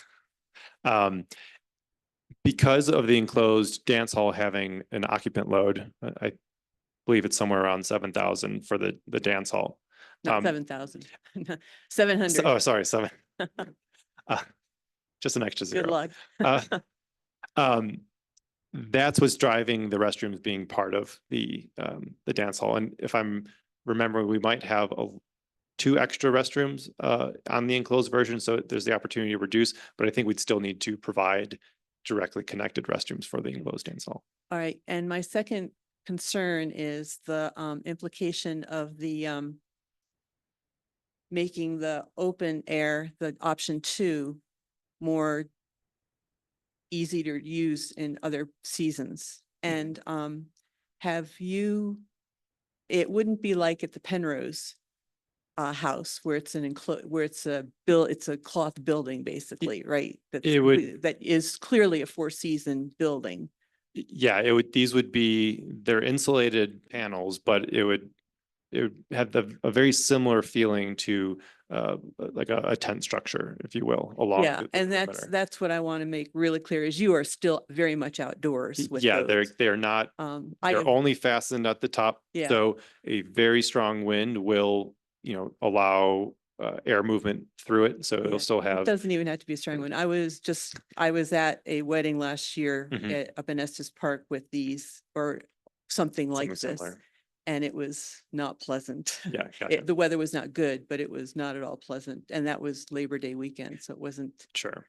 So I And- just wanted to make it real clear that this is not, if people think that this is going to be like you're indoors, you are not indoors. That's right. It is really just trying to provide a more comfortable environment in the cold weather, but it's not going to be as if you were in an enclosed building. And I don't know if I mentioned this during the presentation, but I believe the estimate for those temporary walls or roll-up walls were right about $500,000. Yeah. Thanks. Thank you. Judith, please. Yeah, so with option 1, with FEMA having to be involved, do you have a ballpark of how long that process takes, just the FEMA portion of it? Because I would expect that would hold up the process a bit. So you're right. FEMA does have a lengthy process, and Mark and I have been going back and forward on the schedule throughout this whole process. And we've come up with a plan to, so Matrix will be able to release the FEMA scope that would be under permit review, the Lomer and Clomer process earlier than our building permit review by, I'm forgetting, but it's a few months. So between releasing that early and where we started building permit, the goal is to have them line up so that the FEMA process is not holding us back. It should time out as long as we plan accordingly. Yeah. Okay, anyone else? Denise and then Roy. Yeah, I just want to make a point on the funding status, if we could go back to that, because I want to share. out of that 2.7, 500,000 of that is scheduled to come from the parking enterprise. That would be part of the overall loan. So we really have 2.2 that's available right now. And if we needed it, we would take that 500,000 to move over to finish the Hiawatha. I will also mention we had 1.9 from PPRTA, as I mentioned. We've spent about $100,000 on consultants. So the more that we spend on consultants, those numbers just go down. And I want to make sure everybody that you know that funding continues to go down as we're doing more and more consultant work. Thank you. Roy? I just wanted to backtrack on Ms. Fortune's question about the tent sides. Did we look at a heater system in there? Because I know some pavilions will provide electric heaters that Yeah, can be used to exactly. keep it warmer. Is that part of this? So we didn't include that in the number.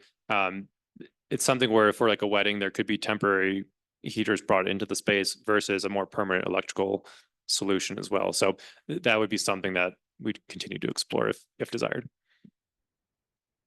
Michelle? If we went with option one, where in the timeline would the floodway improvements happen? Like when the actual construction would begin, I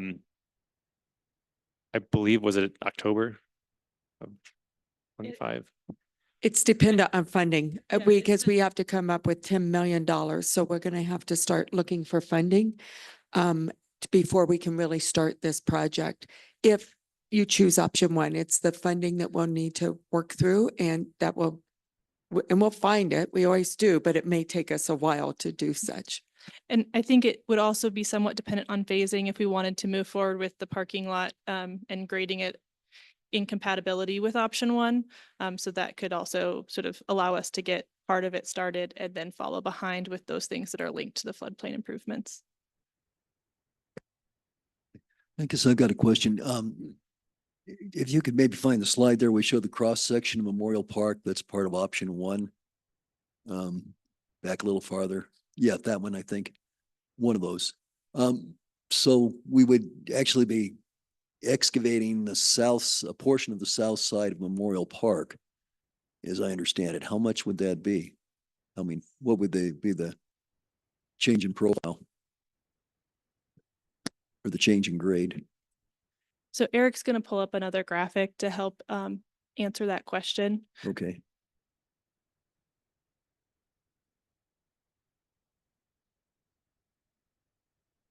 So what we're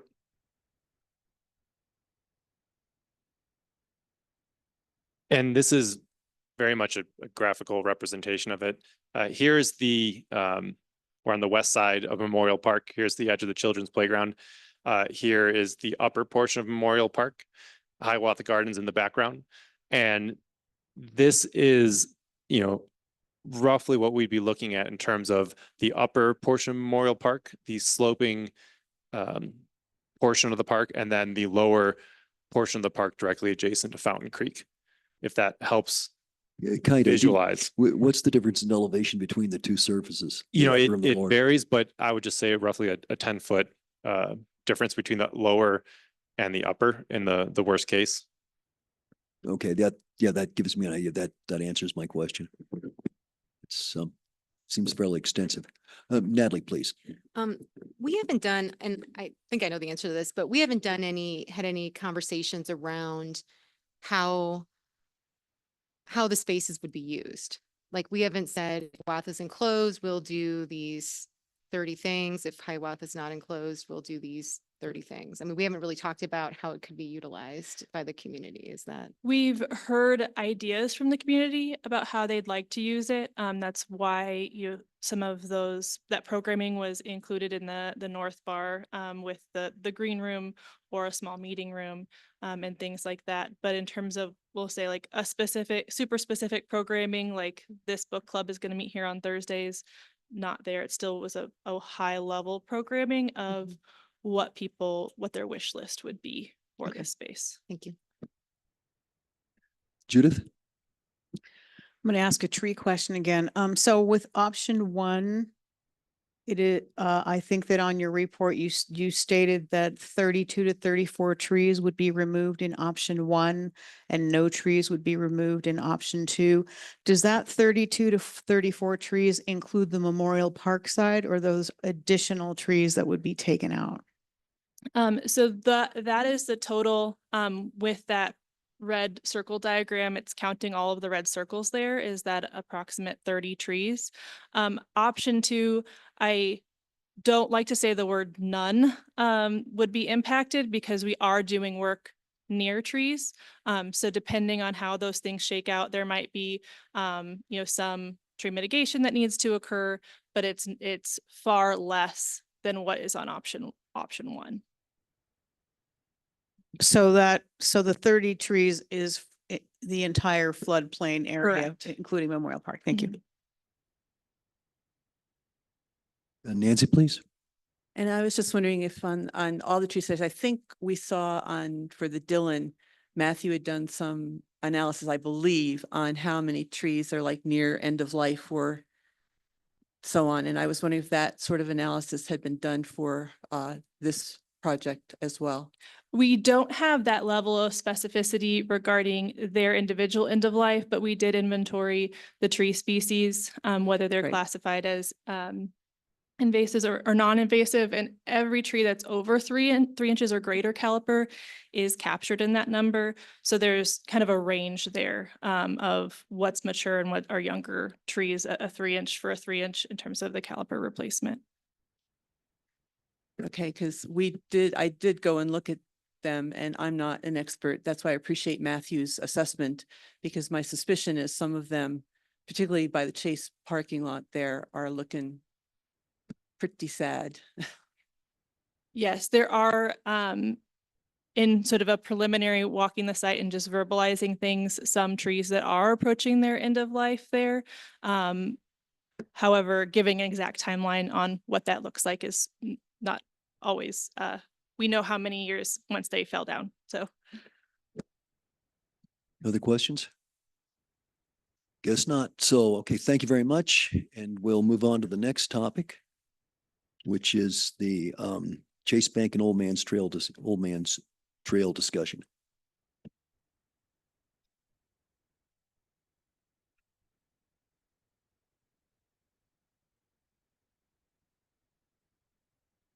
So again, Aaron Ringsred, planner and landscape architect for the record. We are going to go through the Chase Bank options, and we're looking at Chase Bank and Old Man's Trail in one. And they're not, unlike Hiawatha, there aren't distinctly 2 separate options. There's a number of shades of gray along the way, and we're attempting to make that as clear as possible here with some of these different options and decision trees. But please let us know what we missed or what we could be more clear on. One of the key decision points that we found in our conversations with Mountain Metro and CDOT is really this vehicular bridge and the inclusion of it or exclusion of it from the project. So that is something that we are requesting feedback on from council today. Is that something we still want to pursue, and the sort of associated decisions that are made as part of that? But we also want to understand this project being more in its infancy than others. What are these project goals? Have we addressed them appropriately, or is there another goal that council wants to make sure we're including, and what are the priorities of those? Because some of these things like the vehicular bridge exclude options. The primary use of this site is a mobility hub, a transit hub, and the goals that this project seeks to address are reducing or eliminating bus traffic on El Paso Boulevard, providing a higher level of service for our transit users, so that there's more reliable use and have more people choosing that transportation option, and reduce, with the possible inclusion of the vehicular bridge, reduce Hiawatha Gardens traffic onto El Paso Boulevard. We have secondary use factors with regards to, the creek wall trail connection will be connected through this site. Exactly where that lays out is dependent on these other options. Bathrooms would be provided here as well, quantities to be determined depending on what this council directs, as well as community art and what would need to be included to make this a Manitou mobility hub. The base level of service in each of these options includes restrooms for our transit riders, pedestrian connection across the creek with at least 5 feet or greater, and canopy coverage for our transit riders as well to have protection from the elements, and then creek walk connectivity, bike infrastructure, and community art. And I will turn this over to Eric to go through the site plans. So option one, there's two options that we'll be reviewing. Option one involves creating a curb cut to allow 2 buses to queue up at the Chase Bank site. And it leaves the existing parking lot largely there with a small modification to it. We are creating the creek walk trail connection along the actual creek with the retaining wall, and dedicating the remainder portion of the site to green space. The way the site would function involves buses coming in, pulling off as needed off of Manitou Avenue to get out of traffic, loading, unloading, and then they're able to potentially head north on Old Man's Trail as a one-way road.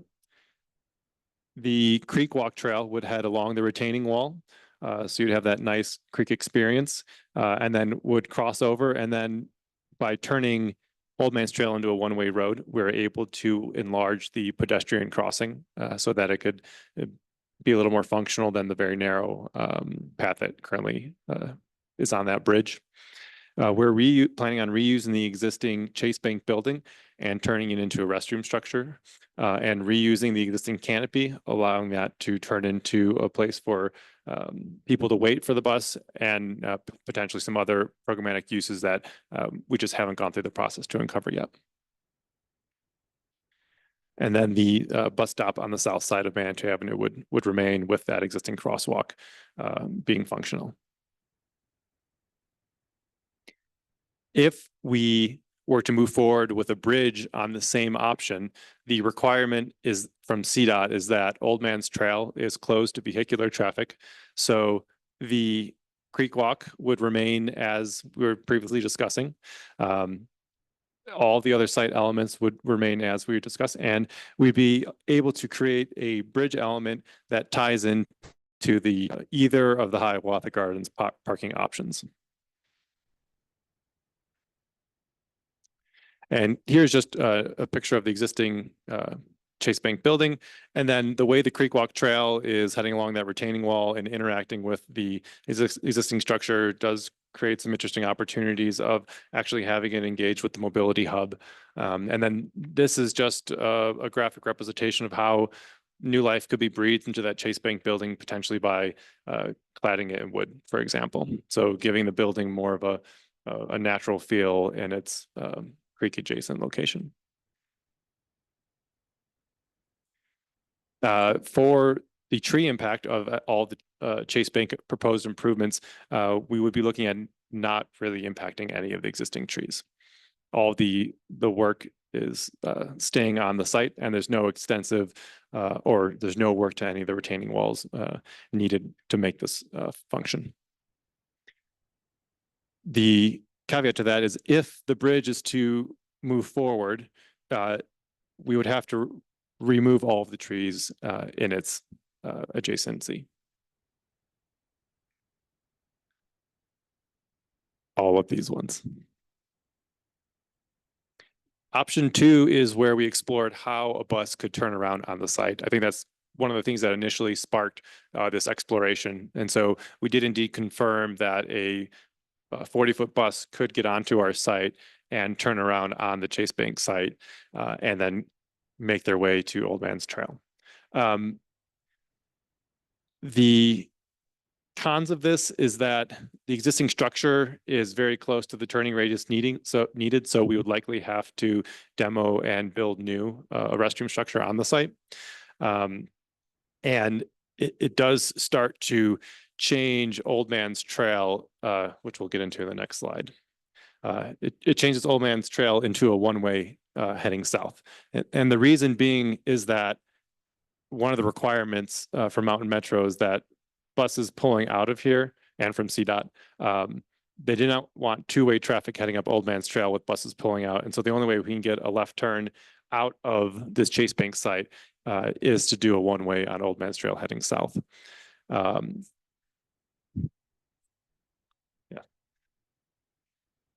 The Creek Walk Trail, because of the bus turning radius, we are using all of the length of the site. So we're not concerned about it being too tight. It's just there's not enough flexibility along that retaining wall to have the Creek Walk Trail follow and terminate similar to the previous option. So it's heading as currently proposed, just down Manitou Avenue. With only the one new crossing where the bus would turn in. Would be just a new proposed restroom structure and canopy surrounded by some larger planters so we can add more trees to the site, with the bus stop being located on the north side of the Chase Bank site. And then the eastern portion of the site, similar to the other option, again, would remain or be given back to nature the best we could, or have the potential for more art installations there. And similar to the previous option, a bridge can be implemented into this option. They're both in the same location because that is the preferred location from CDOT and the city. And again, this would tie into the existing Hiawatha lot, which we'll show in more detail in just a moment. Again, with the bridge, Old Man's Trail has to be closed. But this would allow a bus to be heading east or west and head into the Chase Bank site and complete a turnaround, depending on how buses end up getting rerouted. And just a visualization of how a new restroom structure can start to take on maybe more of a mosaic tile or artful experience along Manitou Avenue, while still providing a canopy for people to shelter under. The impact on trees along the creek is more extensive on this option because of the need to keep buses from driving into the creek. So there would be a new retaining wall that would have to be installed along this north edge. And because of that retaining wall, similar to the option one Hiawatha Gardens floodway improvements, that construction work would very likely require the removal of those trees along the south edge. And similar to option one, if the bridge were to be installed, the same trees would have to be removed for this option. So you can see there's plenty of trees needing to be removed for this option, unfortunately. And so from a cost estimate standpoint, option one is sitting without the bridge at $2.7 million, again, including those contingency and escalation numbers. And option one is, again, the bus pull off. The steel beam bridge is sitting just a little over $800,000 for a combined total of $3.5 million. And then option two, where we have the bus completely able to turn around on the site and the new restroom structure. Construction cost is just over $3 million, with the same cost for the bridge, totaling $3.9 million.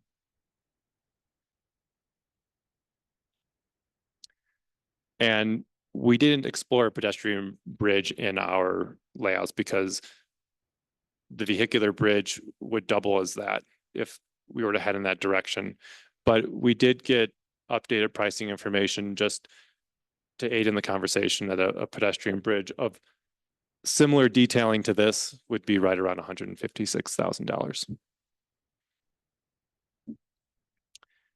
And just to give you a confirmation of how this vehicular bridge would interface with the Hiawatha lot as we currently have it, it has the potential of slotting in and not impacting the existing parking lot spaces, as long as the design of the parking lot doesn't change much from here. But there could be the potential of impacting some spaces, but as you can see, it's not coming into the site halfway through because of topography. We were able to work out the slope of the bridge, so it's has a minimal impact on the existing parking lot. And again, Old Man's Trail must be closed with the bridge being constructed. Yes. Yeah, a couple things to note with whatever path is chosen moving forward is that we had preliminary conversations with CDOT, but we would need to have continued conversations as well as a transportation study or traffic study to understand impacts here. With the turnaround option, option 2 for the site plan, that would require based on our preliminary conversations with CDOT, some adjustments to the hotel's access on the south side of that road to provide the safest condition for buses and private vehicles turning in and out of these revised curb cuts that would happen with this, the turnaround option.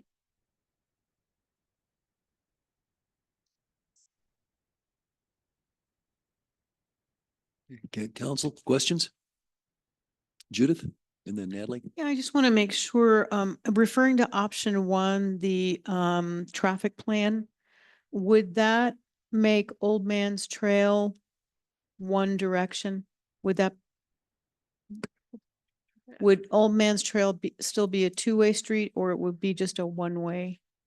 So with this layout, with no vehicular bridge, we have the most options at our disposal for Old Man's Trail because it doesn't impact how Old Man's Trail is functioning.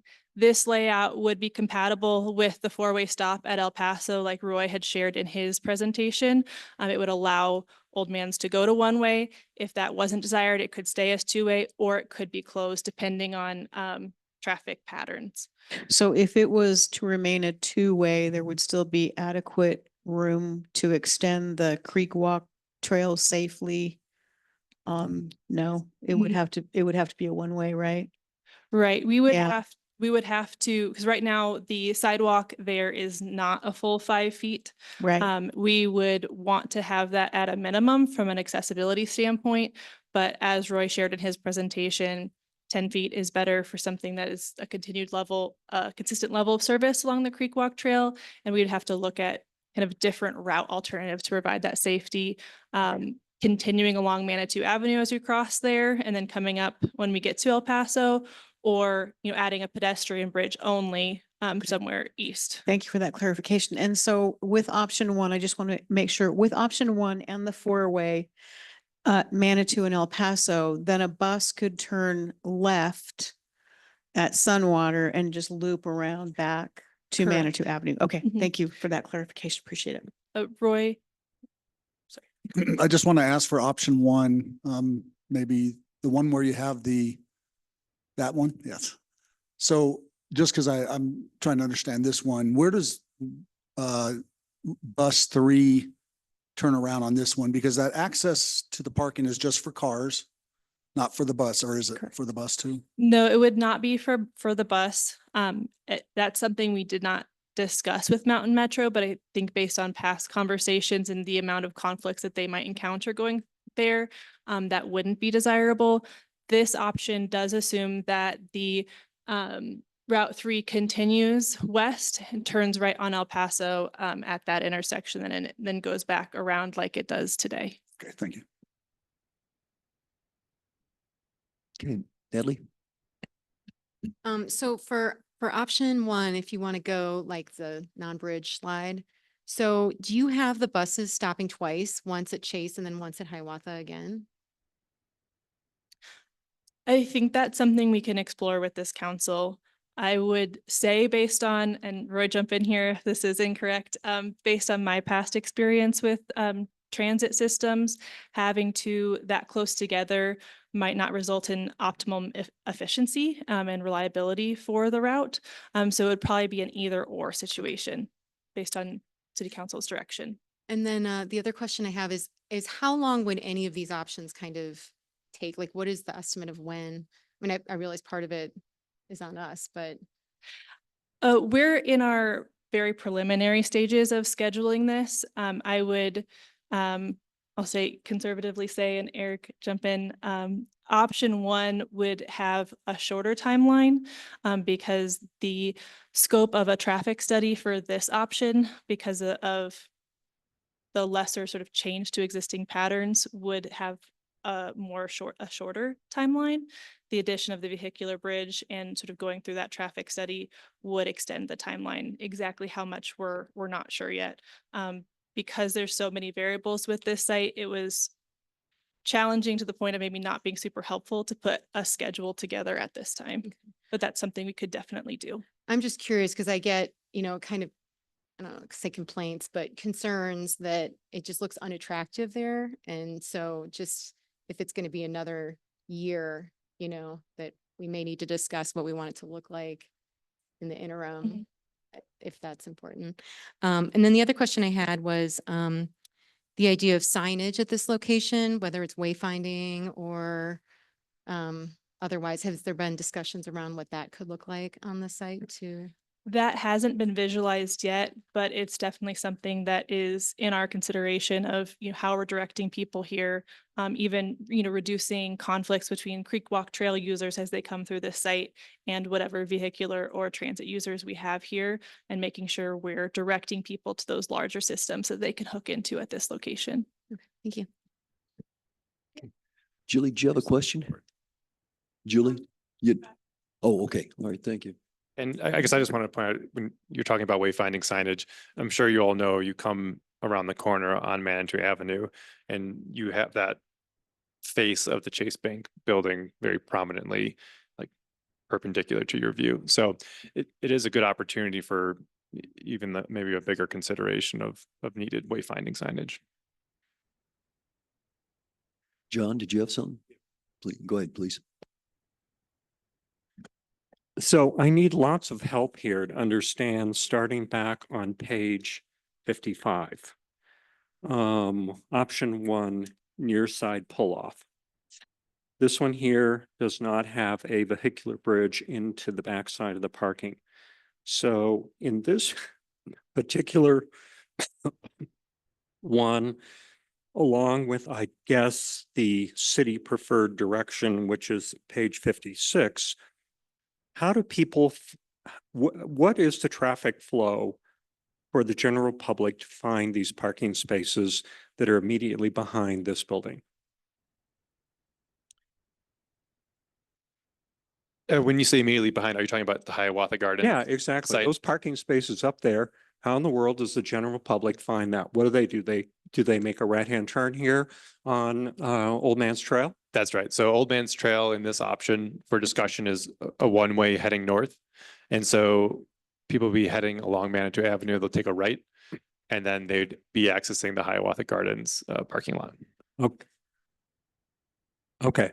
So in this configuration here, we have maybe about 600 cars a day who are making a right-hand turn there, competing with a creek path, essentially very awkward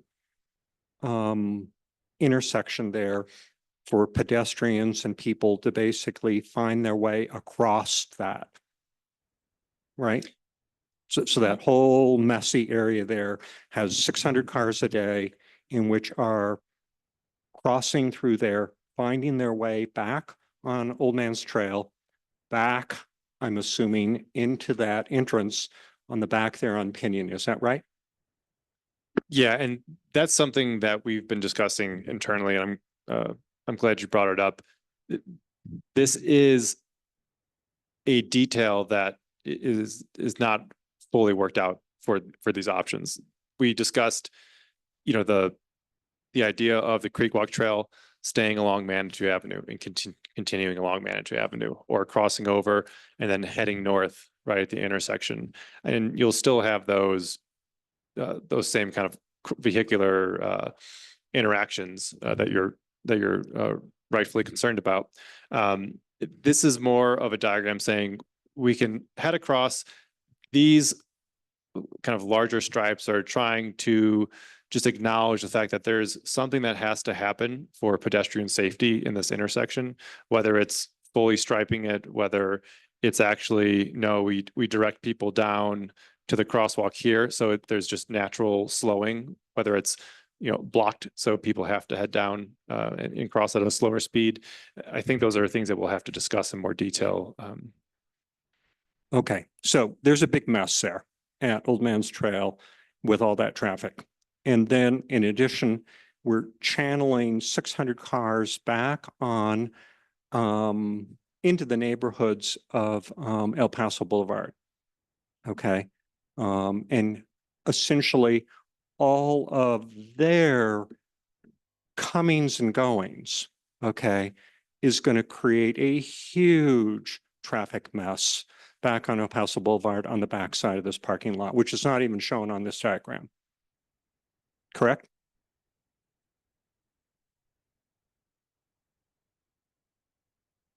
Yeah.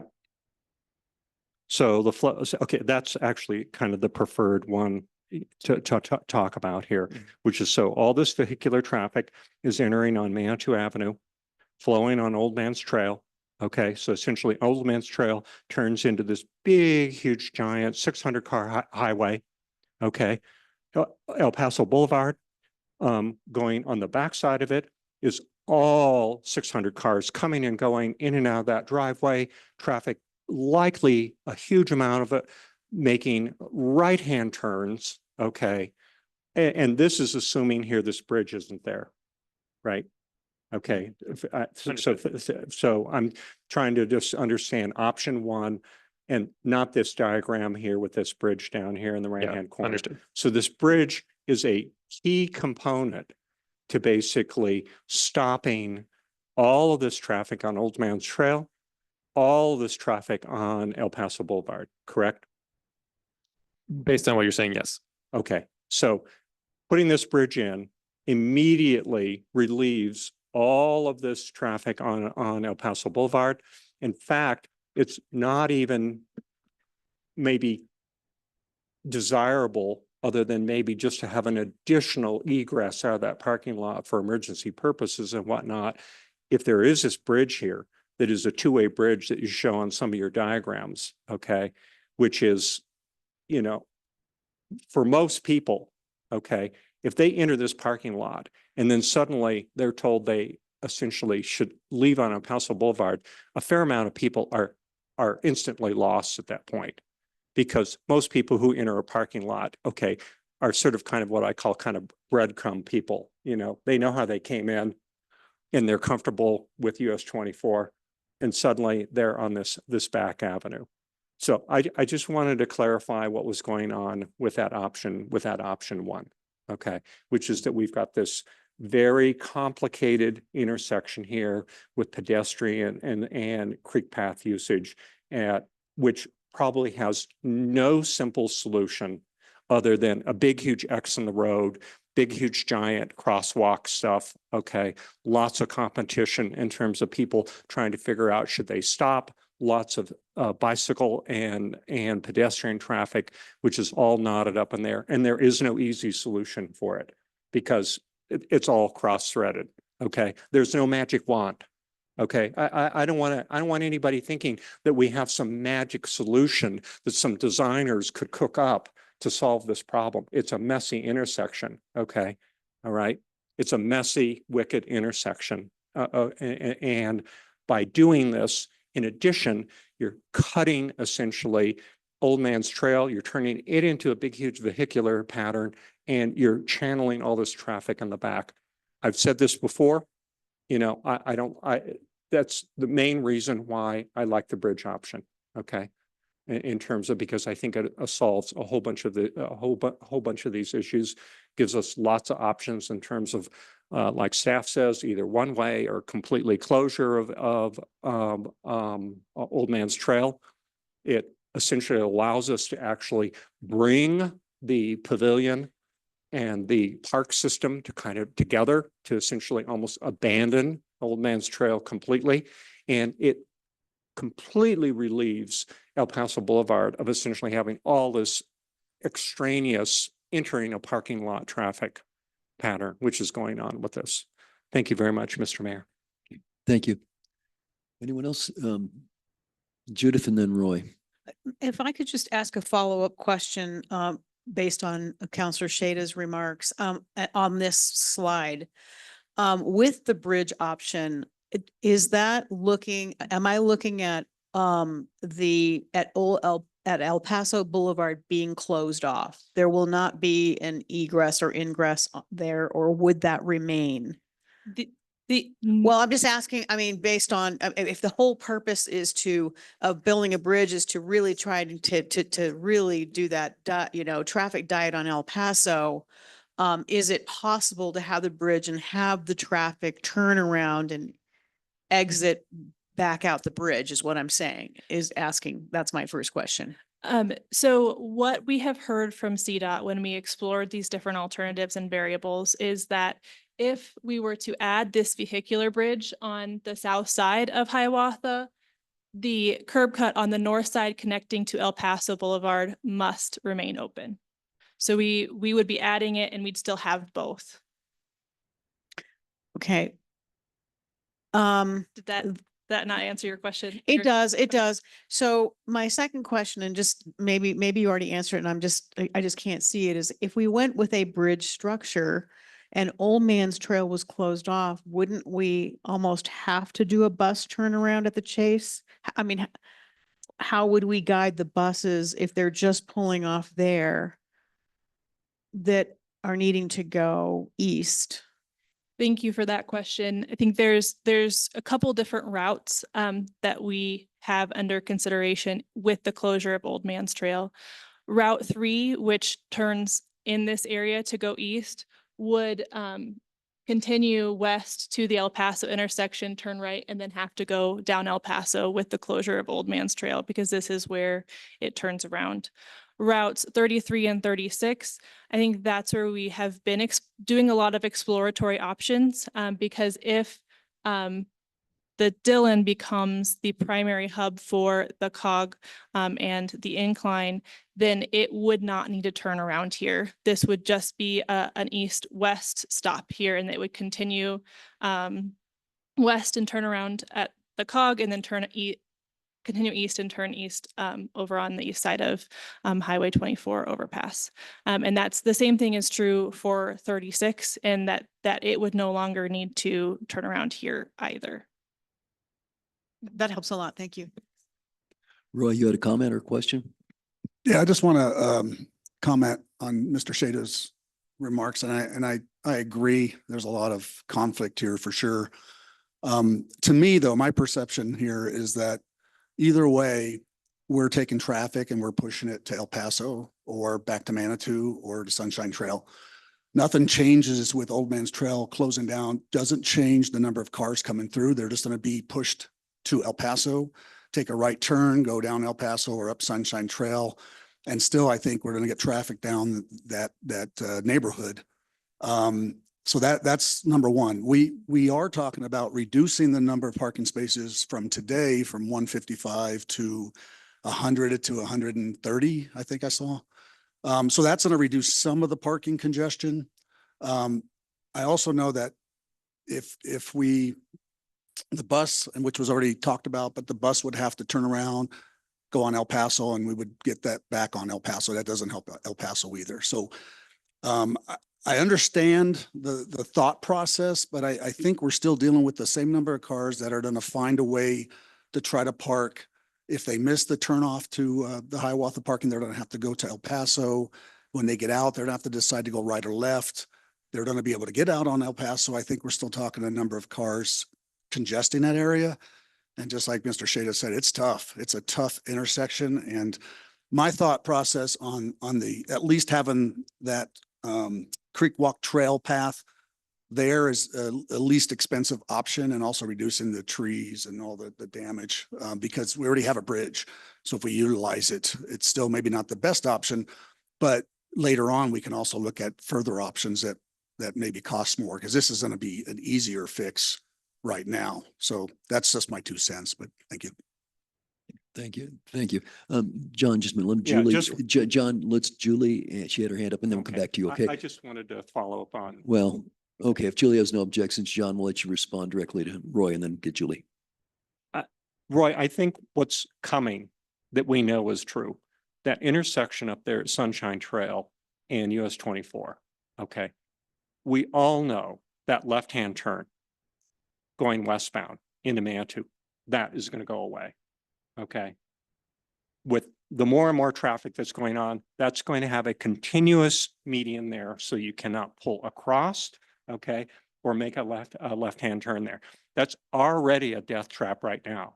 Okay. And so we know that's coming for a small town of 5,000 people that essentially have 4, okay, highway entrances, okay, in a sense. All right. CDOTs, you're lucky if you're a town of 5,000 people that you have 1, okay, major interchange like we have at Manitou Avenue. So I think the amount of traffic that eventually this is going to be coming down Sunshine Trail, making a left-hand turn, okay, into those neighborhoods, I think is going to be greatly reduced when CDOT kind of finishes with what's happening up on US 24. I think the only thing that you're going to be able to do up there on Sunshine Trail is make a right-hand turn coming downhill, okay, which that's not a lot of usage there, and as a entrance onto the highway, because those are both right-hand turns. Those are very safe. There's plenty of room and whatnot to do that. So I think that essentially this bridge aspect, the vast majority of people who would be using this parking lot, okay, I think would be entering Manitou Avenue and coming and going and using the bidirectional arrows that were shown to us in the packet, okay, coming and going. And I can understand, I don't know what CDOT's rationale for saying that that parking lot has to have entrance on El Paso Boulevard. I'd like to hear what the heck that is, given that there's plenty of access from Manitou Avenue. But I just wanted to just converse, with you about, I think, what the eventuality is going to happen up there on Sunshine Trail and Manitou Avenue. Thank you, Mr. Mayor. Great, thank you. And Julie? Well, one thing that hasn't been mentioned that I'm aware of, and I was even more aware of when my children were younger, is that if you're playing in the park or your kids are playing in the park and someone, throws the ball and it rolls in the street or something, that's a dangerous place. I mean, the one thing I like about the idea of closing down Old Man's Trail is safety. I think it would be a lot safer for the park users, especially children, if we didn't have cars and buses and all of that on Old Man's Trail, because right now, if there's going to be any connection, if people want to go over there to use the restrooms, for example, or if, there's a bunch of people having an event in the building, I just think it's a lot safer if we don't have pedestrians crossing Old Man's Trail with the cars and the bus and all of that. And I just wanted to mention that as one plus of closing that down that hasn't been mentioned yet. It's just pedestrian and perhaps, I guess I should say, also bicycle safety. Okay, thank you. Other questions? Council, I'm wondering if we should take a 5-minute break, then come back and work till 5:30. I guess one of my thoughts, the next thing to do, if we could kind of go around the table and you could all tell me what your priorities are, so we get a sense of, there may be some things that we're all gravitating to and we don't need to give that a whole lot of discussion. Other things we're going to need to have more. So let's take 5 minutes or so and then we'll come back. I'll go around the table. We can see what our priorities should be.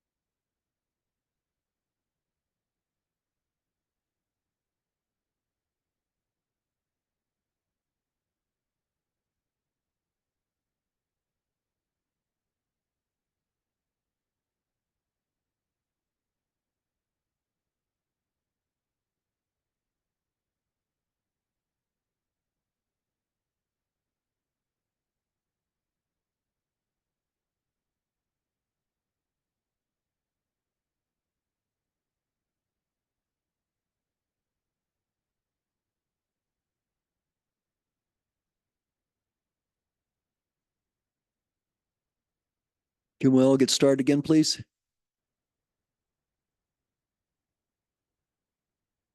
I'm glad to see some laughter. I hear some laughter.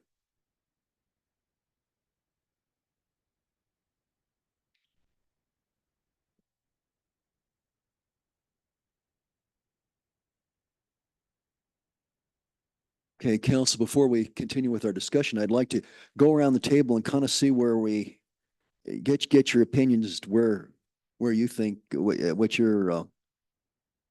think would be good ideas, and that'd be on the Hiawatha Gardens, the Dillon, and the Chase. To the extent that we can follow the slide presentation, I mean, refer to the topics presented, you know, like Hiawatha Gardens option 1 or 2, something like that would be useful.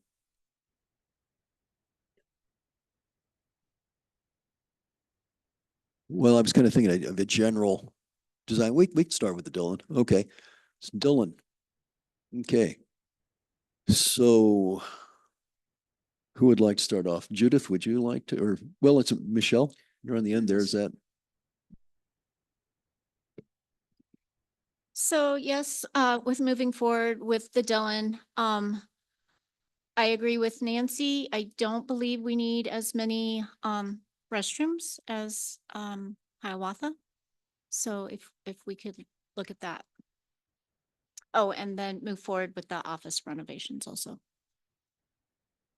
Move forward with the office renovations too. Okay. So, so that part there, move forward with the interim lot. Is that what you're in favor of, or? Yes. Mhm. Okay.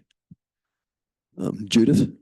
I'm in favor of moving forward with the interim lot that I understand is in the 1.2 to $1.4 million range, including the restroom and office renovations. And I guess I'm okay with the restroom plan as is, just because the building is already there. It's, I don't know how you'd, maybe just put less stalls in, but I mean, it's not like we're going to reduce the footprint of the building itself. So I leave those details to the planners. Thank you.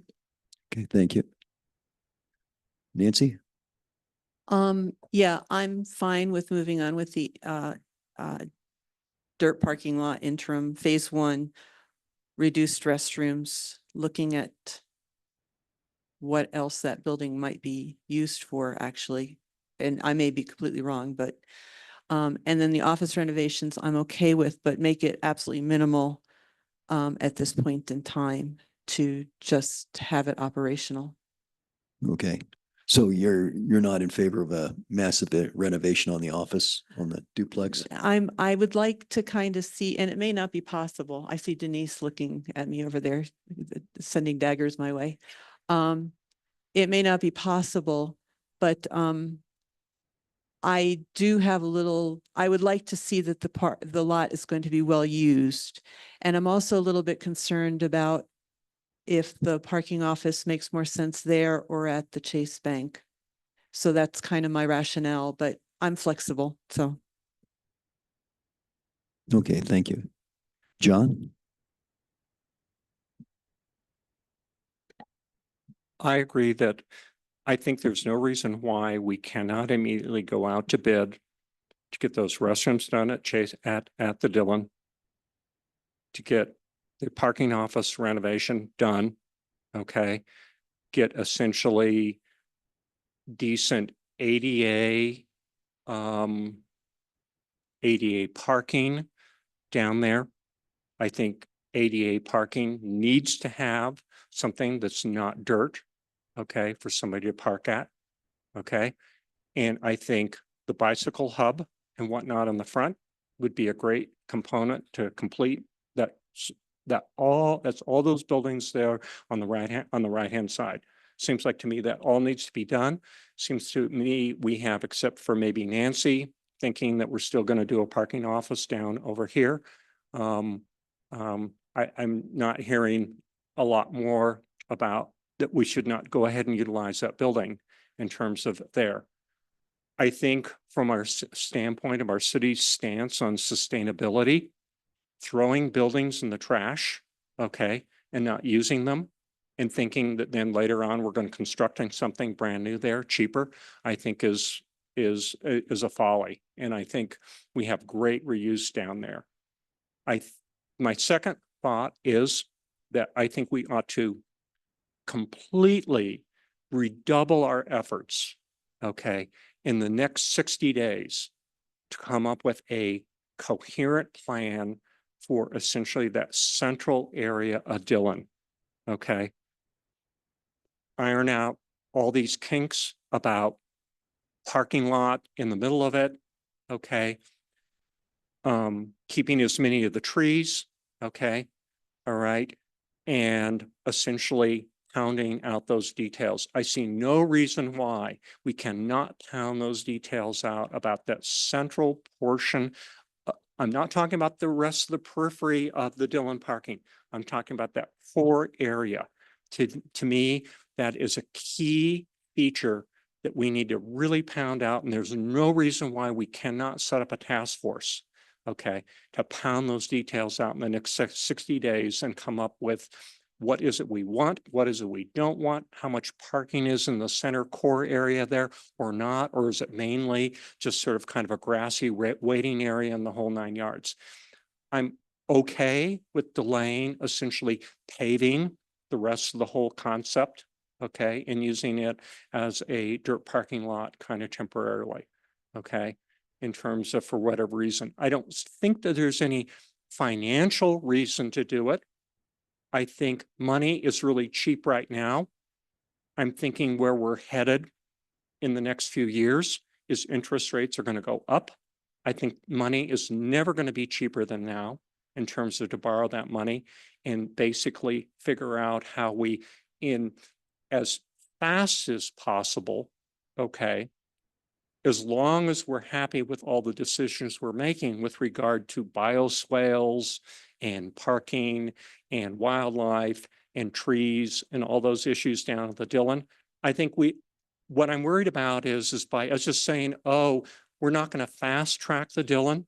What I'm worried about is that we don't have any process to figure out when we know we're ready.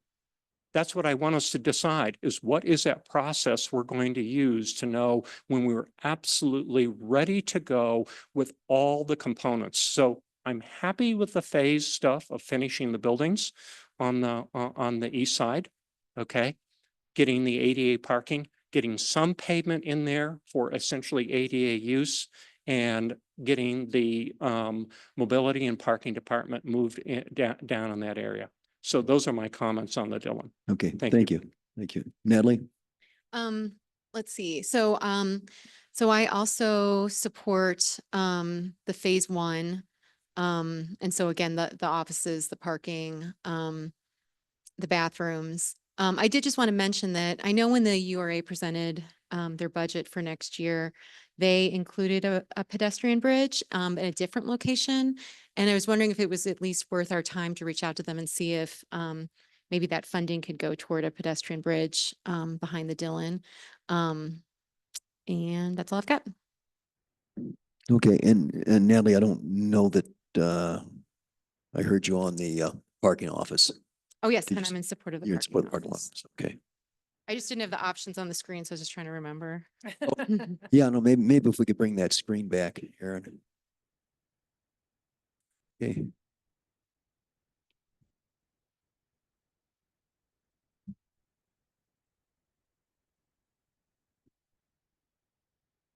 Is that the way you remember it, Natalie? Previous slide, Previous, I okay. believe. That one. I think that's the one we were, no. Okay, maybe it is the next one. I think it was the one we just had up there. Yeah, this Okay. one. All right, thank you. Okay. Look it over. You're good with that, Natalie? Okay, great. Julie?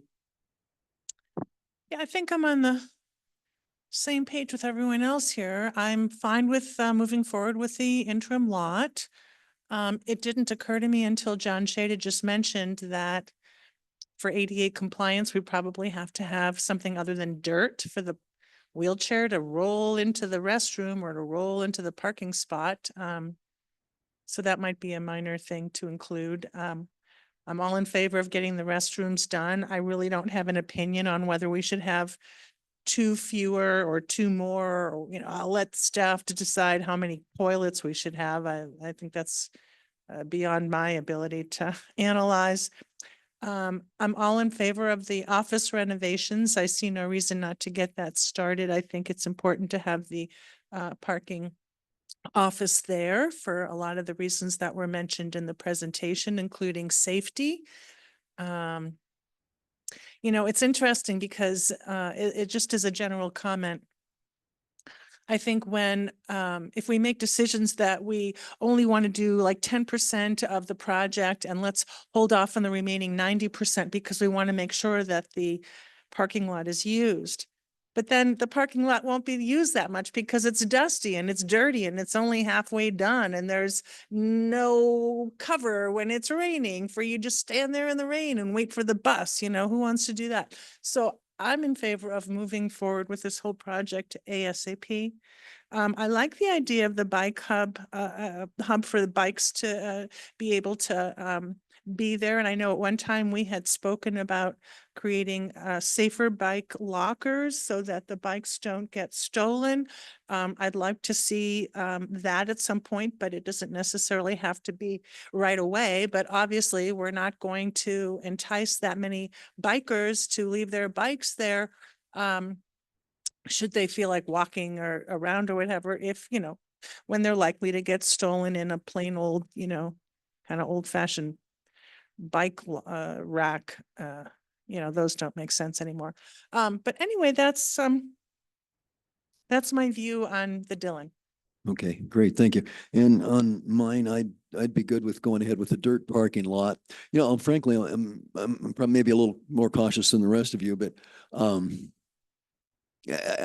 I think I would prefer, and I've heard this from some people, and certainly at the public meeting we had 2 weeks ago, or about 2 weeks ago, I think there was some interest in taking things a kind of a phased approach. So I'd be in favor of that, and I think going with a dirt parking lot is okay.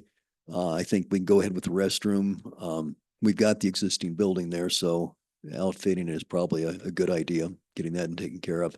And in the meantime, I'd like to continue looking at, you know, working out the deal with Colorado Springs. So we have a fairly tight, well-defined agreement on the relative to the incline. You know, I'd like to think that the COG would be a major user of the incline, but or of the Dillon lot, but I think their need is maybe only 7 or 8 weeks during the year. I think they charge $20 a slot for their parking lot, and they park 600 cars a day during their busy season. So they don't have an economic incentive to cooperate with us in that sense. And we're the convenient. I think they would look at us as sort of the convenience when they can't accommodate anybody at their own lot. They're glad to have us instead of the Shriner lot. But so I'd like to test some of those questions. It's conceivable there'd be additional parking at the west end of town. Can't really go into that. That would be a metro issue. But I think a dirt lot would be okay. The restrooms. On the parking office, I think one of my thoughts was to see if the duplex could be used for affordable housing and put the parking office at the Chase Bank. That said, I'm not going to be a real stickler for that. I think that the momentum with council is to go ahead with that parking office. So I would be I could live with that. And I think it's a pretty clever application for the Chase Bank. The proposal uses for sort of use it for restrooms there. So I think that was the architectural insight was interesting. So that's how I feel about Dillon. Great. I think we covered a lot of territory, and we can come back to this, I think. But I would propose now that we go to the Hiawatha Gardens, talk about that. And if we could we'll start on the other side of the table here. So Julie, you want to go first? Sure. Okay, so on Hiawatha, I am in favor of option 2 with the open pavilion. I would like to move forward with the restrooms being constructed per the drawings on the south end of the lot. I prefer to close down Old Man's Trail entirely and make that a really beautiful part of the park. I think it would be safer. I think it could possibly be a cute little bike path. and maybe even something that would help facilitate the so-called creek walk, which is really more of a sidewalk walk, in my opinion. It's on a sidewalk, nothing very creaky about it, but, call it what you will. I think that if we did option one, I think it is shooting ourselves in the foot because Manitou is blessed with an amazing building, the Briarhurst, which is a great venue for events and things. And we, of course, get tax money when that business is doing well. And as we all know, it's for sale. So if we build a competing building for 700 people in option one, I don't know what they're going to have to do with the Briarhurst. I don't know what will happen with it. But I don't want to create any competition for them and to reduce our sales tax as a result of that. So that's just one of the reasons, one of the many reasons I don't want to enclose that building. I like the idea that was presented during the break about having the creek walk actually go under this bridge, and we haven't seen any drawings on that, so I guess I won't elaborate. I like the idea of Chase Bank being used for bathrooms. If that means that we need fewer bathrooms on the actual parking lot of Hiawatha, then I will leave that to staff to determine. I guess there is such a thing as having too many bathrooms, so, but I do think it makes sense if we have the buses pulling into the Chase Bank lot, then it'd be really nice for someone to just get off the bus, use the potty and be on their way. I also like the idea of that building being a wayfinder opportunity so we can have signage and maybe even brochures from our local businesses to entice people to travel downtown and check out what we have to offer. I think that's it. Okay, great. Thanks. Thank you. Natalie. Okay, I would also like to move forward with the restrooms and the parking lot. Currently, I'm in favor of the open air dance hall building option. But part of that is just that I don't know what it's going to be used for one way or another. Like, again, if the Briarhurst does fulfill what we were doing there, great. If not, I would like to have that conversation. And I don't know what the timeline is on that, where we have to decide the dance hall option, if that's tonight or if that's something that we can talk about. I don't know what the deadline is on that. I know that the restrooms and the parking lot, we need to move on immediately. As far as the Chase Bank. No, Natalie, we'll come back. We'll do the Chase Bank separately. Okay, sounds Okay, good. let's not bleed over. So, okay, Natalie, so you're leaning towards option two. That's the open air pavilion Correct. and the restrooms in the parking lot as presented then. Okay. All righty, great. Thank you, John. I agree with Natalie on that. I think we ought to, no surprise, pursue all our options with regard to figuring out how we take advantage of how Hiawatha blends into Memorial Park, how we get the creek path aligned correctly. I see no reason why we cannot move ahead with the restrooms on the north side as presented. Okay, and go ahead with essentially, as much of the parking lot elevations, keeping in mind that, we probably don't want to make any big design choices there that would preclude if we wanted a bridge from Manitou Avenue into the parking lot. I think we would want to have that preserved. I'm just not, I've spent a good chunk of October really stressing out over this enclosed historic structure as a community center. And I think what's been presented to us thus far of essentially a meeting space and essentially lecture hall space and whatnot, I think Our community is really well endowed with lots of those other options. And so I somewhat resonate with Julie's comments about not competing with a Briarhurst, okay? With what's going on with this structure. It seems like also too, a lot of other small communities of 5,000 people who have community centers don't have, okay, a $4.5 million library complex coming on board. A lot of other communities with 5,000 people do not have a massive facility like the MAC with maker space and artistic space and stuff like that. You can call around town and get meeting space here at City Hall or at the Congregational Church. You can text Natalie. She can set you up with a conference room in practically 10 seconds. Okay. So from the standpoint of this issue of it being a community center, I think our community has this distributed community center stuff going on. I just don't see it being in an enclosed space here. And I've asked to see those apologetics and whatnot. I've looked into what other communities are doing with it. And a lot of other communities don't have a lot of other choices. They need to use a space like this.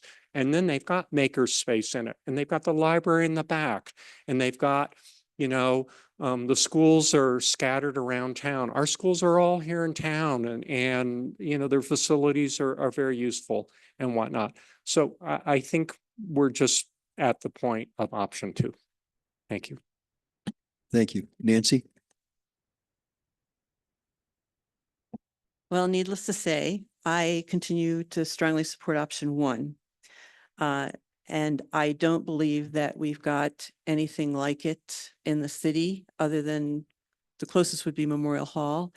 And we already know Memorial Hall, or Megan has told me that Memorial Hall has been, could be booked much more frequently than it is because of space. I'd also say that it would be really nice to have an option to have council chambers again, whether that be Memorial Hall or someplace else, but I do think that any city should have a council chambers. It's appropriate. It's been a vision for years for it to be used as a community center. And I would say, the definition of a community center is where people from a particular community can meet for social, educational, or recreational activities. And while we have a number of other small areas where people can meet, there's nothing that even approaches what the Hiawatha Garden option 1 would do. And again, I think vision is very important. And I think the community has come online many times over the years and expressed what their vision is for this structure. And it is not another pavilion. And if you don't, you can, every time a shiny new object comes along, you can get whiplashed and go in another direction. And really, we started Hiawatha Gardens to be a mobility center and a parking lot, which part of the mobility center, and a community center. And it just seems like that has now been overtaken in many ways because there's been other shiny objects like the Chase Bank and the library and I don't regret the library. I mean, I was a strong supporter of it, but anyway, I think vision is important, and the community has a vision for it to be a community center. And I also strongly disagree about the Briarhurst. I think that the Briarhurst goes to a totally different clientele. And it's not a community center. And that was the number one thing. It's an event center. It potentially will be an event center, but unless the city buys the Briarhurst to be a community center, it is not a community center. So it's very easy to get distracted and thrown off track from visions. And I think we've had that happen with Hiawatha Gardens, and I find it very unfortunate.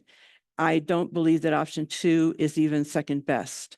I don't know what much of value that will bring to the community to have yet another pavilion within a very short distance from the pavilion in Mansions Park.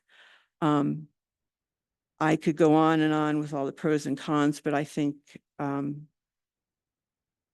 again, this is important to maintain this opportunity to, and only opportunity that I'm aware of, to have a community center that the community has asked for in Manitou Springs. So, and there are things that concern me. I mean, the trees concern me, the impact on Memorial Park concerns me, and the cost certainly concerns me.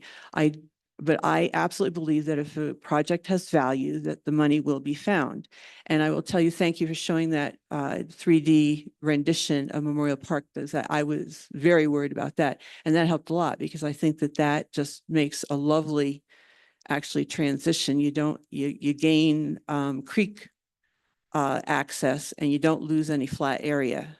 So I think that that was quite a lovely solution. And obviously, as I said, the money is of concern, but I do think that we can find the money. I think that there are grants that no one has looked into at this point for the $4.3 million. And I don't see where the amounts are that much different from, again, for the value added to put in the option 1 and option 2. Thank you. Okay, thank you. Judith? Thank you, Mayor. I'm in support of option 2 and proceeding immediately with the bathroom remodel. One of the reasons that I was so insistent in getting the additional information about the elevation, information and mapping on the Memorial Park side of option 1 was because I had a feeling that it would be really devastating change. And to me, going with option 1 and how that would forever change Memorial Park and possibly even the uses that we could have. I'm trying to think of, having the Labor Day co-op. I mean, we're going to have, tents here, and then you're going to go down 10 feet and have, to me, it renders Memorial Park forever a changed space. And the tree removal does concern me. I don't agree with that. Like, if it's not an enclosed structure, it's not going to be used or rented. I think it's going to be very popular and very well utilized. And while I want to preserve trees, but let me tell you, if trees need to be taken out, I want them taken out for a really, really, really, really, really good reason. And a really, really, really good reason would be a bridge to the Hiawatha parking lot and closing off Old Man's Trail. And while I'm on the subject of bridges, if I could go back to the Dillon for 30 seconds, I would rather see the URA. They wanted $350,000 for a bridge over there. I'd rather have them use that $350,000 to finish the hub, as Shada had mentioned. The more we can do to fund that project and get that done. And if we're going to put a bridge somewhere, I'd rather have it be there. So anyway, I just think that option 1 is, for what we get out of it, is very fiscally and environmentally irresponsible and would forever change the character of Memorial Park in that downtown area. Thank you. Great, thank you. Michelle? I too am favoring option 1. I remember going to a community engagement meeting, and a good percentage of the people that were there were wanting a community center. We have plenty of open air pavilions within our town, and I just don't see this being used, as Judith said, a lot. I also believe, I understand we have to be fiscally responsible, especially with Colorado Springs and what just passed in their city. Yes, it does hurt my heart that if we do go with option 1, we are losing a lot of trees. Also with the difference at Memorial Park and Labor Day weekend, that also is a concern to me too. But as we move forward, there's always change, and I believe this change will be for the better. Also, I am with Hiawatha in favor of moving forward with the restroom and the parking lot. Thank you. Okay, thank you.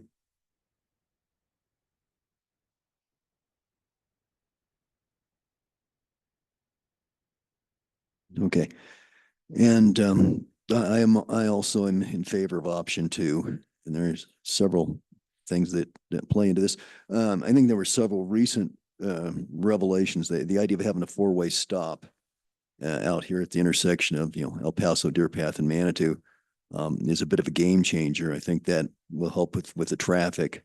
I think some of the things proposed under option 2 give us an affordable approach. And I think in the future, there's a little bit of room if future city councils find that they need to tweak things. I think there's a little bit of wiggle room on some of that. Dealing with CDOT, trying to get a stoplight is it's a long-term difficult process. I've learned that from PPRTA. So there's that. I think, when we talk about going back, so, a number of years ago when people were thinking about what the Hiawatha Gardens would become, it's so often we put things in front of the public, people want a design to a dream. And city council is more constrained. We have to find a way to pay for it. So we have to design to a budget. And then we have to build to and with the budget. So I think this is an affordable option. I think this gets this project moving. We can get this taken care of. We can address the Dillon. We can use that, have an interim approach for the Dillon so we can park people there while we're working on Hiawatha Gardens. I think that's a solution. We've got a fair amount of money saved up for Hiawatha Gardens. I think we can manage to, we can get this thing built without having to go too much into debt. Hopefully we can mitigate that pretty readily. And then with the idea of having other facilities in town, we've done a lot with the pool. I think we'll continue over the years to enhance the pool to make that. I mean, that's part that does some things we expect in the community center. The library will serve some of that. And in the future, I could see partnerships with the school district where some of their facilities might be shared by under the auspices of the city as well, but for the good of the community. So I lean towards option 2, the open air pavilion, and I'd go with that. So as I tally that up, I see 5 counselors in favor of option 2 and 2 in favor of option 1. It seems to me that provides direction. I don't know if anybody would like to speak to it anymore, or if we're good with that, we can give that direction to city staff. Judith and then Michelle. Denise, this is a question for Denise. Could you just remind me how much we have for Hiawatha Gardens now? I know you mentioned it and I'm sorry, I didn't write it down.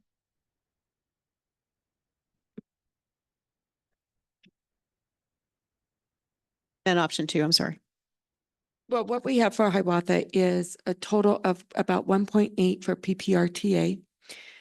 We have 250,000 right now in from the COG for the restrooms and anticipating another 250,000. And then from the COG that has agreed to do that. And then we have 500,000 that is planned to take out as a loan. So that gives us 2.8. And then the building has about 1 million without going to match again this year. So if you went, and I'm not saying you should, but if you went with option 1 and the open air, we could pretty much get Hiawatha completed. Would be close. I mean, option 2. Excuse me. I'm sorry, option 2. That's what I mean. Option 2 and the restrooms and the parking lot completed. Okay. Thank you. Any other comments on Hiawatha Gardens? So Michelle, I'm sorry, I didn't mean to overlook It's you. okay. No rush, but when the time comes, could you please let us know how much that flood insurance is going to cost for option 2? Thank you. Right. Yeah, can you speak in your microphone, please, Julie? For example, here we do not have flood insurance because it was too expensive. And so we decided what that means is at 500,000, if something goes to 500,000, then CIRSA automatically covers the rest. So we just have to have that 500,000. But most of everything, the chamber, we don't have flood insurance on that and we own that. So many things that we own, we don't put flood insurance on. Okay, thank you. Well, if it's all right, we'll go ahead and move on to Chase then.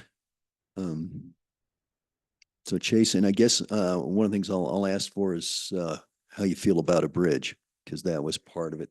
Actually, we've got, in the slides, they had a couple of options. For instance, slide, I think it's 56, option 1, site plan preferred city direction, slide 57, site plan with bridge. So maybe if one of those slides aligns with your thinking, that might be one way to kind of document some of this. Let's start a little differently. Judith, would you like to go first on this? Oh, I'd like to go last. Okay. I have just a few. Well, few is there any, ideas, would few anyone like to ideas. go first? Okay, Julie? Okay. I like this picture, if I understand it correctly. I want to close Old Man's Trail. I want to have the bridge on the east side of the Chase property like it's drawn.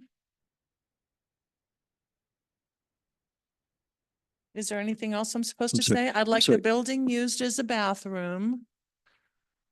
I really can't comment on the yellow lines on the Creek Walk Trail because to me, it's it's so goofy to have Creek Walk Trail on a sidewalk or going through some parking lot. So I guess we could figure that out under Plan B, you know, like another year or something, but I don't really care for the Creek Walk going right through the Chase property, but maybe that's not a big deal, but anyway, but I'm all in favor of that bridge and I'm all in favor of closing down Old Man Trail and turning that into either some really nice grassy areas. We could have a huge pollination center there. We could have a ton of trees. We could have people sitting and picnicking. It could be really cool. So that's my preference. Okay, thank you. Natalie? I'm also in favor of option 1 with the bridge, but I recognize we might need to do a phased approach. And so if we do have to do that, I am willing to work with various options moving forward to get to that point. And I do love closing Old Man's Trail. So what was that last part? I love the idea of closing Old Man's Trail and connecting the park to Hiawatha Gardens. Okay, yeah, and I'll just make a note here. This is slide page 57. Okay, John? I agree with Natalie, and in the conversations at the break, the bridge as shown there can have a reduction in costs by not having pedestrian conveyance across it. Is that correct, Eric? And in my design, I would basically convey the creek path to the right side of the slide on a pedestrian bridge so that would go underneath the automotive bridge. Okay. It would follow along the edge of the parking lot. And then because we were already agreeing that we could sacrifice, or I don't want to say agree, that's maybe not the right term, but in option 2, we were talking about, I get all turned around with these damn options. Okay, just. The open air pavilion. Okay, that's option 2. Okay, so this thing here, when we talked about the enclosed pavilion, we were talking about how we were having to sacrifice part of the building, correct? Do that retaining wall. To me, by conveying the creek path early onto the north side and then using the open air pavilion to actually convey part of the creek path through the pavilion, crossing over Old Man's Trail, like Natalie says, with Old Man's Trail closed. Now the creek path is now on the north side of the creek. It's now aligned to basically hook up to Mansions Park and continue on up to Lover's Lane. And so it seems like the savings in reducing the size of the vehicular bridge here would pay for the pedestrian bridge. It's safer to actually have, you know, a pedestrian bridge separate from a vehicular bridge anyway, right? So I So that's my only modification to this diagram that's currently up here.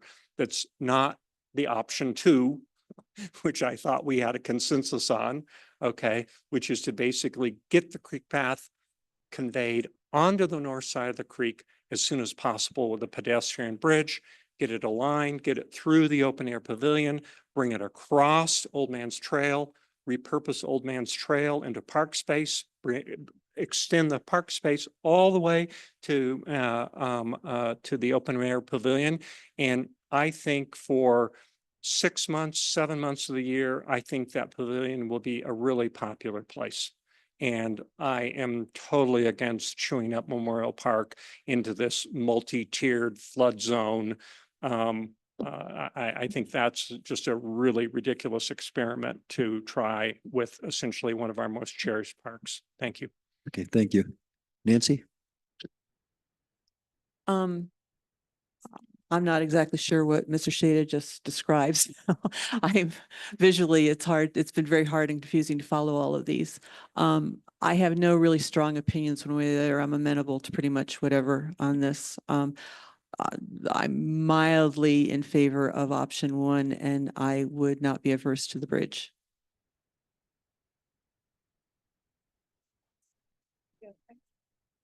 Yeah, restate that, please, Nancy. I'm mildly supportive of option 1, which is just the bus pulling through, not the bus turnaround. And I'm not averse to the bridge. Good, thank you. Judith, I'm going to skip you and go to Michelle and we'll come back. I'm in favor of option 1, site plan with the bridge. I'm in favor of closing Old Man's Trail. I know we're quite a ways away from it because this is done in phases, but I really like this, Eric, Okay, thank you. the picture. Which, Is that the restroom? Yes. Okay, Mhm. thank you. Yeah. And I agree with that, John, the restroom. Mark me down for the restrooms for Chase Bank. Thank you. John needs a bathroom. Okay. Okay, great. Sorry. That's what happens when you get older. Okay. Yeah, Nancy, and then we'll go to Judith. I just want to say, as with all the others of these, I'm also in favor of not rushing this. I think that there's more that still needs to be worked out. I think Aaron said it up front that this is very preliminary and there's a lot to be worked out with CDOT, et cetera, et cetera. So, and if we're prioritizing these projects, this would not be my number 1 priority. Okay, thank you. That's a good point. I'll come around and ask for prioritization too. Judith. Yeah, thank you for letting me go last. So while I would not put this as the highest priority, I'd put the Dillon as number 1 and Hiawatha, we can get started on that. And however, I didn't think I was going to be as excited about this project as I am. And for a number of reasons, and I like option 1 with some changes. I think there's still some work to be done, but I'm super excited about, I like how you have the buses turning a bus station here right there off the street. I love that. I like the bathroom concept. I love the green space. I like the parking spaces. I walked this site for several hours with another counselor and we were talking about this bridge, and I'm really excited about the idea of maybe having more than one area where you can enjoy the creek walk. I'm not opposed to taking a deeper dive into listening to more what Counselor Shada has in mind for that piece.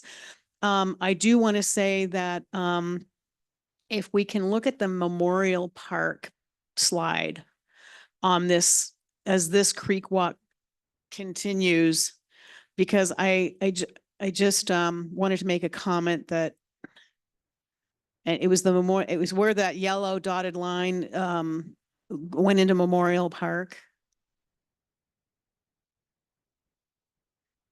So actually, if you guys look here. Yeah, could you take your microphone with you, or a microphone?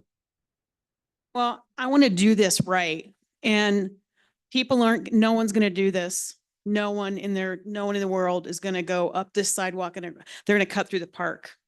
So I'm proposing that when the creek walk wherever this ends up being the creek walk path, that we extend it to Memorial Park, right where people cut through on the other side of the Fountain Creek, and put the creek path in the park. And then where it cuts over by, right, kind of by that piece of artillery, then it would connect with either Lover's Lane or move on from there. So that would be my recommendation. Is I think this is useless to extend that to 10 feet. I don't see that that's going to happen. So anyway, just did people understanding what I'm proposing here? I think so, Judith, and I could see where that we could flesh that out in the future. But Can I just Yeah, I add a think quick so. thing to that? I'm sorry. When, I don't know if Nancy Okay. remembers, when we did the Creek Go ahead. Walk Master Yeah. Plan, PIRP was not in support of that. And so we just have to be aware that there's a conversation. That was years ago, though. So just want you to be aware. Good to know. Okay, good. So, So Judith- I'm in favor of option 1 with the bridge and closing Old Man's Trail and having more in-depth conversations about how we are going to treat the Creek Walk Trail in that phase. okay, thank you. All right, that just leaves me. I was going to say, and you can you look to your paper slides if you would. I gravitate towards slide 56. I think that was let me see here. Yeah, that was the site plan. Actually, that was the preferred city direction. Now that is similar to what the rest of you seem to prefer, but it doesn't have the bridge. I'm a little skeptical on the bridge. I think that's a decision that can be deferred as we go along. I guess part of my question is with the bridge, with traffic going in and out there, yeah, ideally it'd be nice to have a signal there. I think Roy's experience has been that that's difficult to do, but maybe if we had a traffic signal, I would feel a lot better about the bridge. But I think generally option 1 for what we're doing now is I'm good with that. Again, I'm a little skeptical on the bridge, but I think we've got some time to flush that out. And we certainly don't have the money to do the bridge today. And it doesn't seem to me like we have the money to do the bridge. So that'll be passed on to a future time as far as I'm concerned. But I think generally we've got a fairly close. Most of you want a bridge. I'm skeptical, but we've got some time. Anything else you want to say about, I'm sorry, Julie, go ahead. Well, I think this has been really helpful process, but there was one comment that was made by Nancy about, oh, let's just put this on hold for a while or something. And then I think you said, Mayor, well, we'll get back to that to discuss if it's a priority or not. To me, both of these projects, Dillon and Hiawatha, are priorities. They go hand in hand. We don't want to start Hiawatha until Dillon at least is ready for cars to go there, because then they won't be going to Hiawatha. So I think it needs to be coordinated. We have the money. Now is the perfect time to borrow the money. It's so damn cheap. I wish I could see if Denise could put in a few thousand for me to get money at 4.5% interest is like amazing. So kudos to you for finding that, Denise. The city must have some pretty good balance sheets and some payment records to get that kind of lovely rate. So I see no point in putting either of these projects on hold. I'd like to move forward. And then obviously we can have another meeting to figure out, what are we going to decide finally for sure about the bridge and or about Old Man's Trail. But I think we can get started with the parts that have been covered already. Yeah, Julian, I don't think that I necessarily disagree with you. Let me kind of explain. I think what I'd like to see happen in the near future is we do the option 2 at Hiawatha Gardens. And then obviously we need to get Dillon ready enough to where it can provide some relief for Hiawatha. And hopefully maybe we'll keep the revenue stream going. So I think a fairly rudimentary approach at Dillon would be acceptable to the dirt lot, the bathrooms, go ahead and do the parking office there and make the bathrooms ADA accessible. So I would see those 2 things as kind of needing to happen and get balanced. But I would hold off on, say, doing the pedestrian bridge at Dillon and whatnot, and let us also experiment a little bit with what our real needs are and make sure we have have the need so we can pay for the future improvements. But that'd be my thought. Yeah, I mean, I agree. At least if I've understood this correctly, we don't need to make a decision. We can make a decision in 4 to 6 months if we want about the bridge and the creek walk. We can at least get started with these other things now. And it won't have to, nothing will have to be undone or redone, or Denise, maybe you have a good comment on that. Well, I just want to say we have 6 minutes and we do have to wrap up because we have to get going. This is what I have, if I may share that, Mayor, with you. Yeah, please With- recap it So for us. this is what I have is the interim at the Dillon interim lot, dirt parking lot, ADA, not dirt. 5 approved that. John Shada and Julie Wolf went to move forward with the full plan and get it completed. However, we have a 5 vote to do the interim. Unanimous votes for the restrooms, unanimous votes for the parking office, unanimous vote for the lighting and the pedestrian bridge on hold. That is what I have for Dillon right now, and we would start that immediately. That's what I'm showing. Hiawatha, option 2 of open pavilion and move forward with the restrooms and parking lot. Nancy wants to have closed pavilion for community center. Michelle wants option 1 with the closed pavilion as a community center and heard that in a community meeting. Does not believe it will be used as an open air pavilion. However, we have 5 votes to move forward with option 2. Option 2 and move forward with the parking lot and the restrooms just to ensure can have the option for the bridge. John Shada asked for that, so I have 5 votes to do that. I have unanimous votes to work on closing Old Man's Trail, Chase Bank. It's close Old Man's Trail. 5 agree with that. The bridge on the east side and building as a bathroom and pedestrian bridge. Both Mayor and the mayor is not sure about the bridge and Nancy is indifferent about the bridge. That is what I have as an outcome from today. Does that make sense? Does that sound right to people? Well, okay, go ahead, Julie. The one thing that isn't addressed is anything about phasing or process. The Dillon is phased as an interim lot with a dirt parking lot, but when ADA and not dirt, 5 approved for that. So we would start that immediately and get going in the restrooms, parking office and lighting and pedestrian bridge. That is why I had the votes on. And would we go forward then and borrow the money now at the low interest rate to do the bridge at Hiawatha, since we have 5 votes on that? And so I was going to ask, Hiawatha is pretty much paid for. It looks like we pretty much have the funding to do Hiawatha. I The thought you said Dillon- we were about $500,000 short. Not if we do the option 2. It looks like we have Oh. the funding. And It's we gonna have be the very funding even cons- for the bridge? Not the bridge, no. Okay, so We have no money for Chase Bank right now, which comes to 3.9. So that is the question. I can look at seeing what we'll need and bring back to you a financing plan. If you would like that. I don't know if I can have that done by December 17th, but I can have it done by the first meeting in January. I personally think that would be really helpful to get that information. Yeah, so we can hopefully move forward with that project Can I- while the price is right for interest rates. Okay, Natalie, please. But I would also like to add to that conversation, the purchase of shuttles at that time, because if we're going to be taking out a loan to purchase, I don't know if we need to include vehicles in that conversation too. No, it's a That would be a separate- lease to purchase. That's a different loan. Okay. So we can definitely have that conversation, but it's a lease to loan. It's a lease purchase.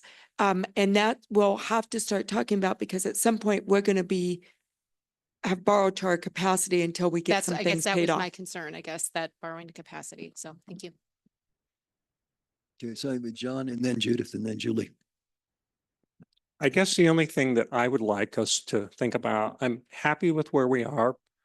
I want us to figure out some process where we figure out a 90-day thing to figure out what is the final plan for the Dillon. Because to me, just fooling around with it and just thinking that solutions are just going to drop in from the sky because we just asked for time. We have to have a process to do that.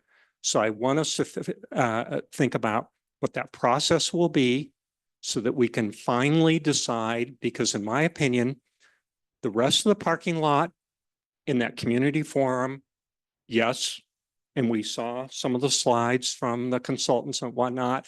There's some people who just think that Dillon is a big waste of time. And I understand that. That's always going to be about 15%, okay, of anything. All right. You're always going to have that. Doesn't make any difference. But the vast majority of people, 67%, see positive, good impact for proceeding with the Dillon. So what I want us to have is a plan, okay, to figure out what that core area looks like. I didn't hear issues with the rest of the parking layout, other than how we were going to deal with stormwater and bioswales and all that other kind of stuff. So it seems like to me, consultants can bring us back stuff like that, but it seems like the community needs to coalesce in some way about that core meeting area where that bus pulls in there and what's happening there. How much tarmac is there? Okay. Food trucks, all those issues. It seems like to me, we need to give staff some concrete guidance from the community with some kind of a task force that endeavors to come up with some plans and some options, walk them through and get them vetted and get that done. And we set a deadline for it. Okay. I'm with Julie from the standpoint of if I think we're coming up across the next 4 years where I think inflation is going to start galloping along. And I think some of those numbers, okay, if we end up with all these tariffs and all these other kind of crazy things that we're talking about in the next 4 years, I think we're going to see prices go up. I think we're going to see interest rates go up. And to me, if there's consensus over doing this bridge, if we can do that for $800,000 or something like that, and we're okay with losing a few trees to get the conveyance across there and close Old Man's Trail off, it seems like to me, we ought to borrow that money and ask the consultants to kind of draw that stuff up so that that can be the next phase after the parking lot's done. Okay. That would be my only comments. Good. Judith? Well, what you said, Counselor Shada, just perfectly segues into what I was going to propose. I think it was you earlier this evening that suggested a task force. And what I would like to see is a task force that is definitely has that as their agenda, is to tie this all together, but not just the Dillon lot, but these straggly pieces too. Like I want to see a plan for where Creek Walk Phase 5 starts and finishes and connects. I don't want to see it go to Lover's Lane and then we stop and go, oops, now I want that task force in 90 days to look at finishing the Dillon lot, having a plan, taking a look at, the bridge and what that means, and then connecting that Creek Walk Phase 5, to its destination. So that's what I would advocate. And go ahead. Okay. Denise? Just a thought, and then we really do need, because we won't get this set up and I've got to give staff enough time, is maybe that task force is, you already have a maps. Maybe you say maps, you need to meet every week from now until you get it. That is a thought. No, Okay. no. Okay. What, I think that, I'm sorry, may I speak? yeah, please go ahead, Judith, and then I will. I am very, I think having a couple council members on a task force with some other community members is pretty essential, and some people that are experts that will do a landscape plan for free. We have experts in this town on this committee that will volunteer their time, just like they did at Hiawatha Gardens on El Paso Boulevard. So that's what I'm advocating for. Okay, thank you. Natalie? I actually wanted the council to be the task force on this. I'm excited about this. I think a lot of us are. And so I don't mind tasking out portions, to utilize different groups, but I want to be in the room for every minute of this. And I don't think there's a lot of people sitting around this table right now that would want to be left out. So I just want to, okay. I'm like, why don't we get to do it, Judith? Can I just put that in January? Can we look for a work session, Yeah. maybe a Saturday work session, and you guys vet this and get it done? Would that work? Okay, that I'm seems going like to a send good this path. out and I'll send out my notes to make sure everybody's on the same page. We have it documented and we can go eat pizza. That's Okay, sounds good. Anything else, gang? And thank you. Julie? Because Natalie said something about the money for the trolleys, the electric trolleys, and having that be part of the process. And I think that may be an essential piece to make the Dillon successful. However, I wanted to ask Roy, what is the status? We were told like 6 months ago, we might get our money back for those two electric shuttles that we bought that don't work. Yeah, Can they're we just trying use to that sell money? those now and we're gonna put them on auction as well. So we're still working on trying to get that money. Also, we don't know. We don't know yet, but we're gonna continue to push. And they did say November, December, so it's still December.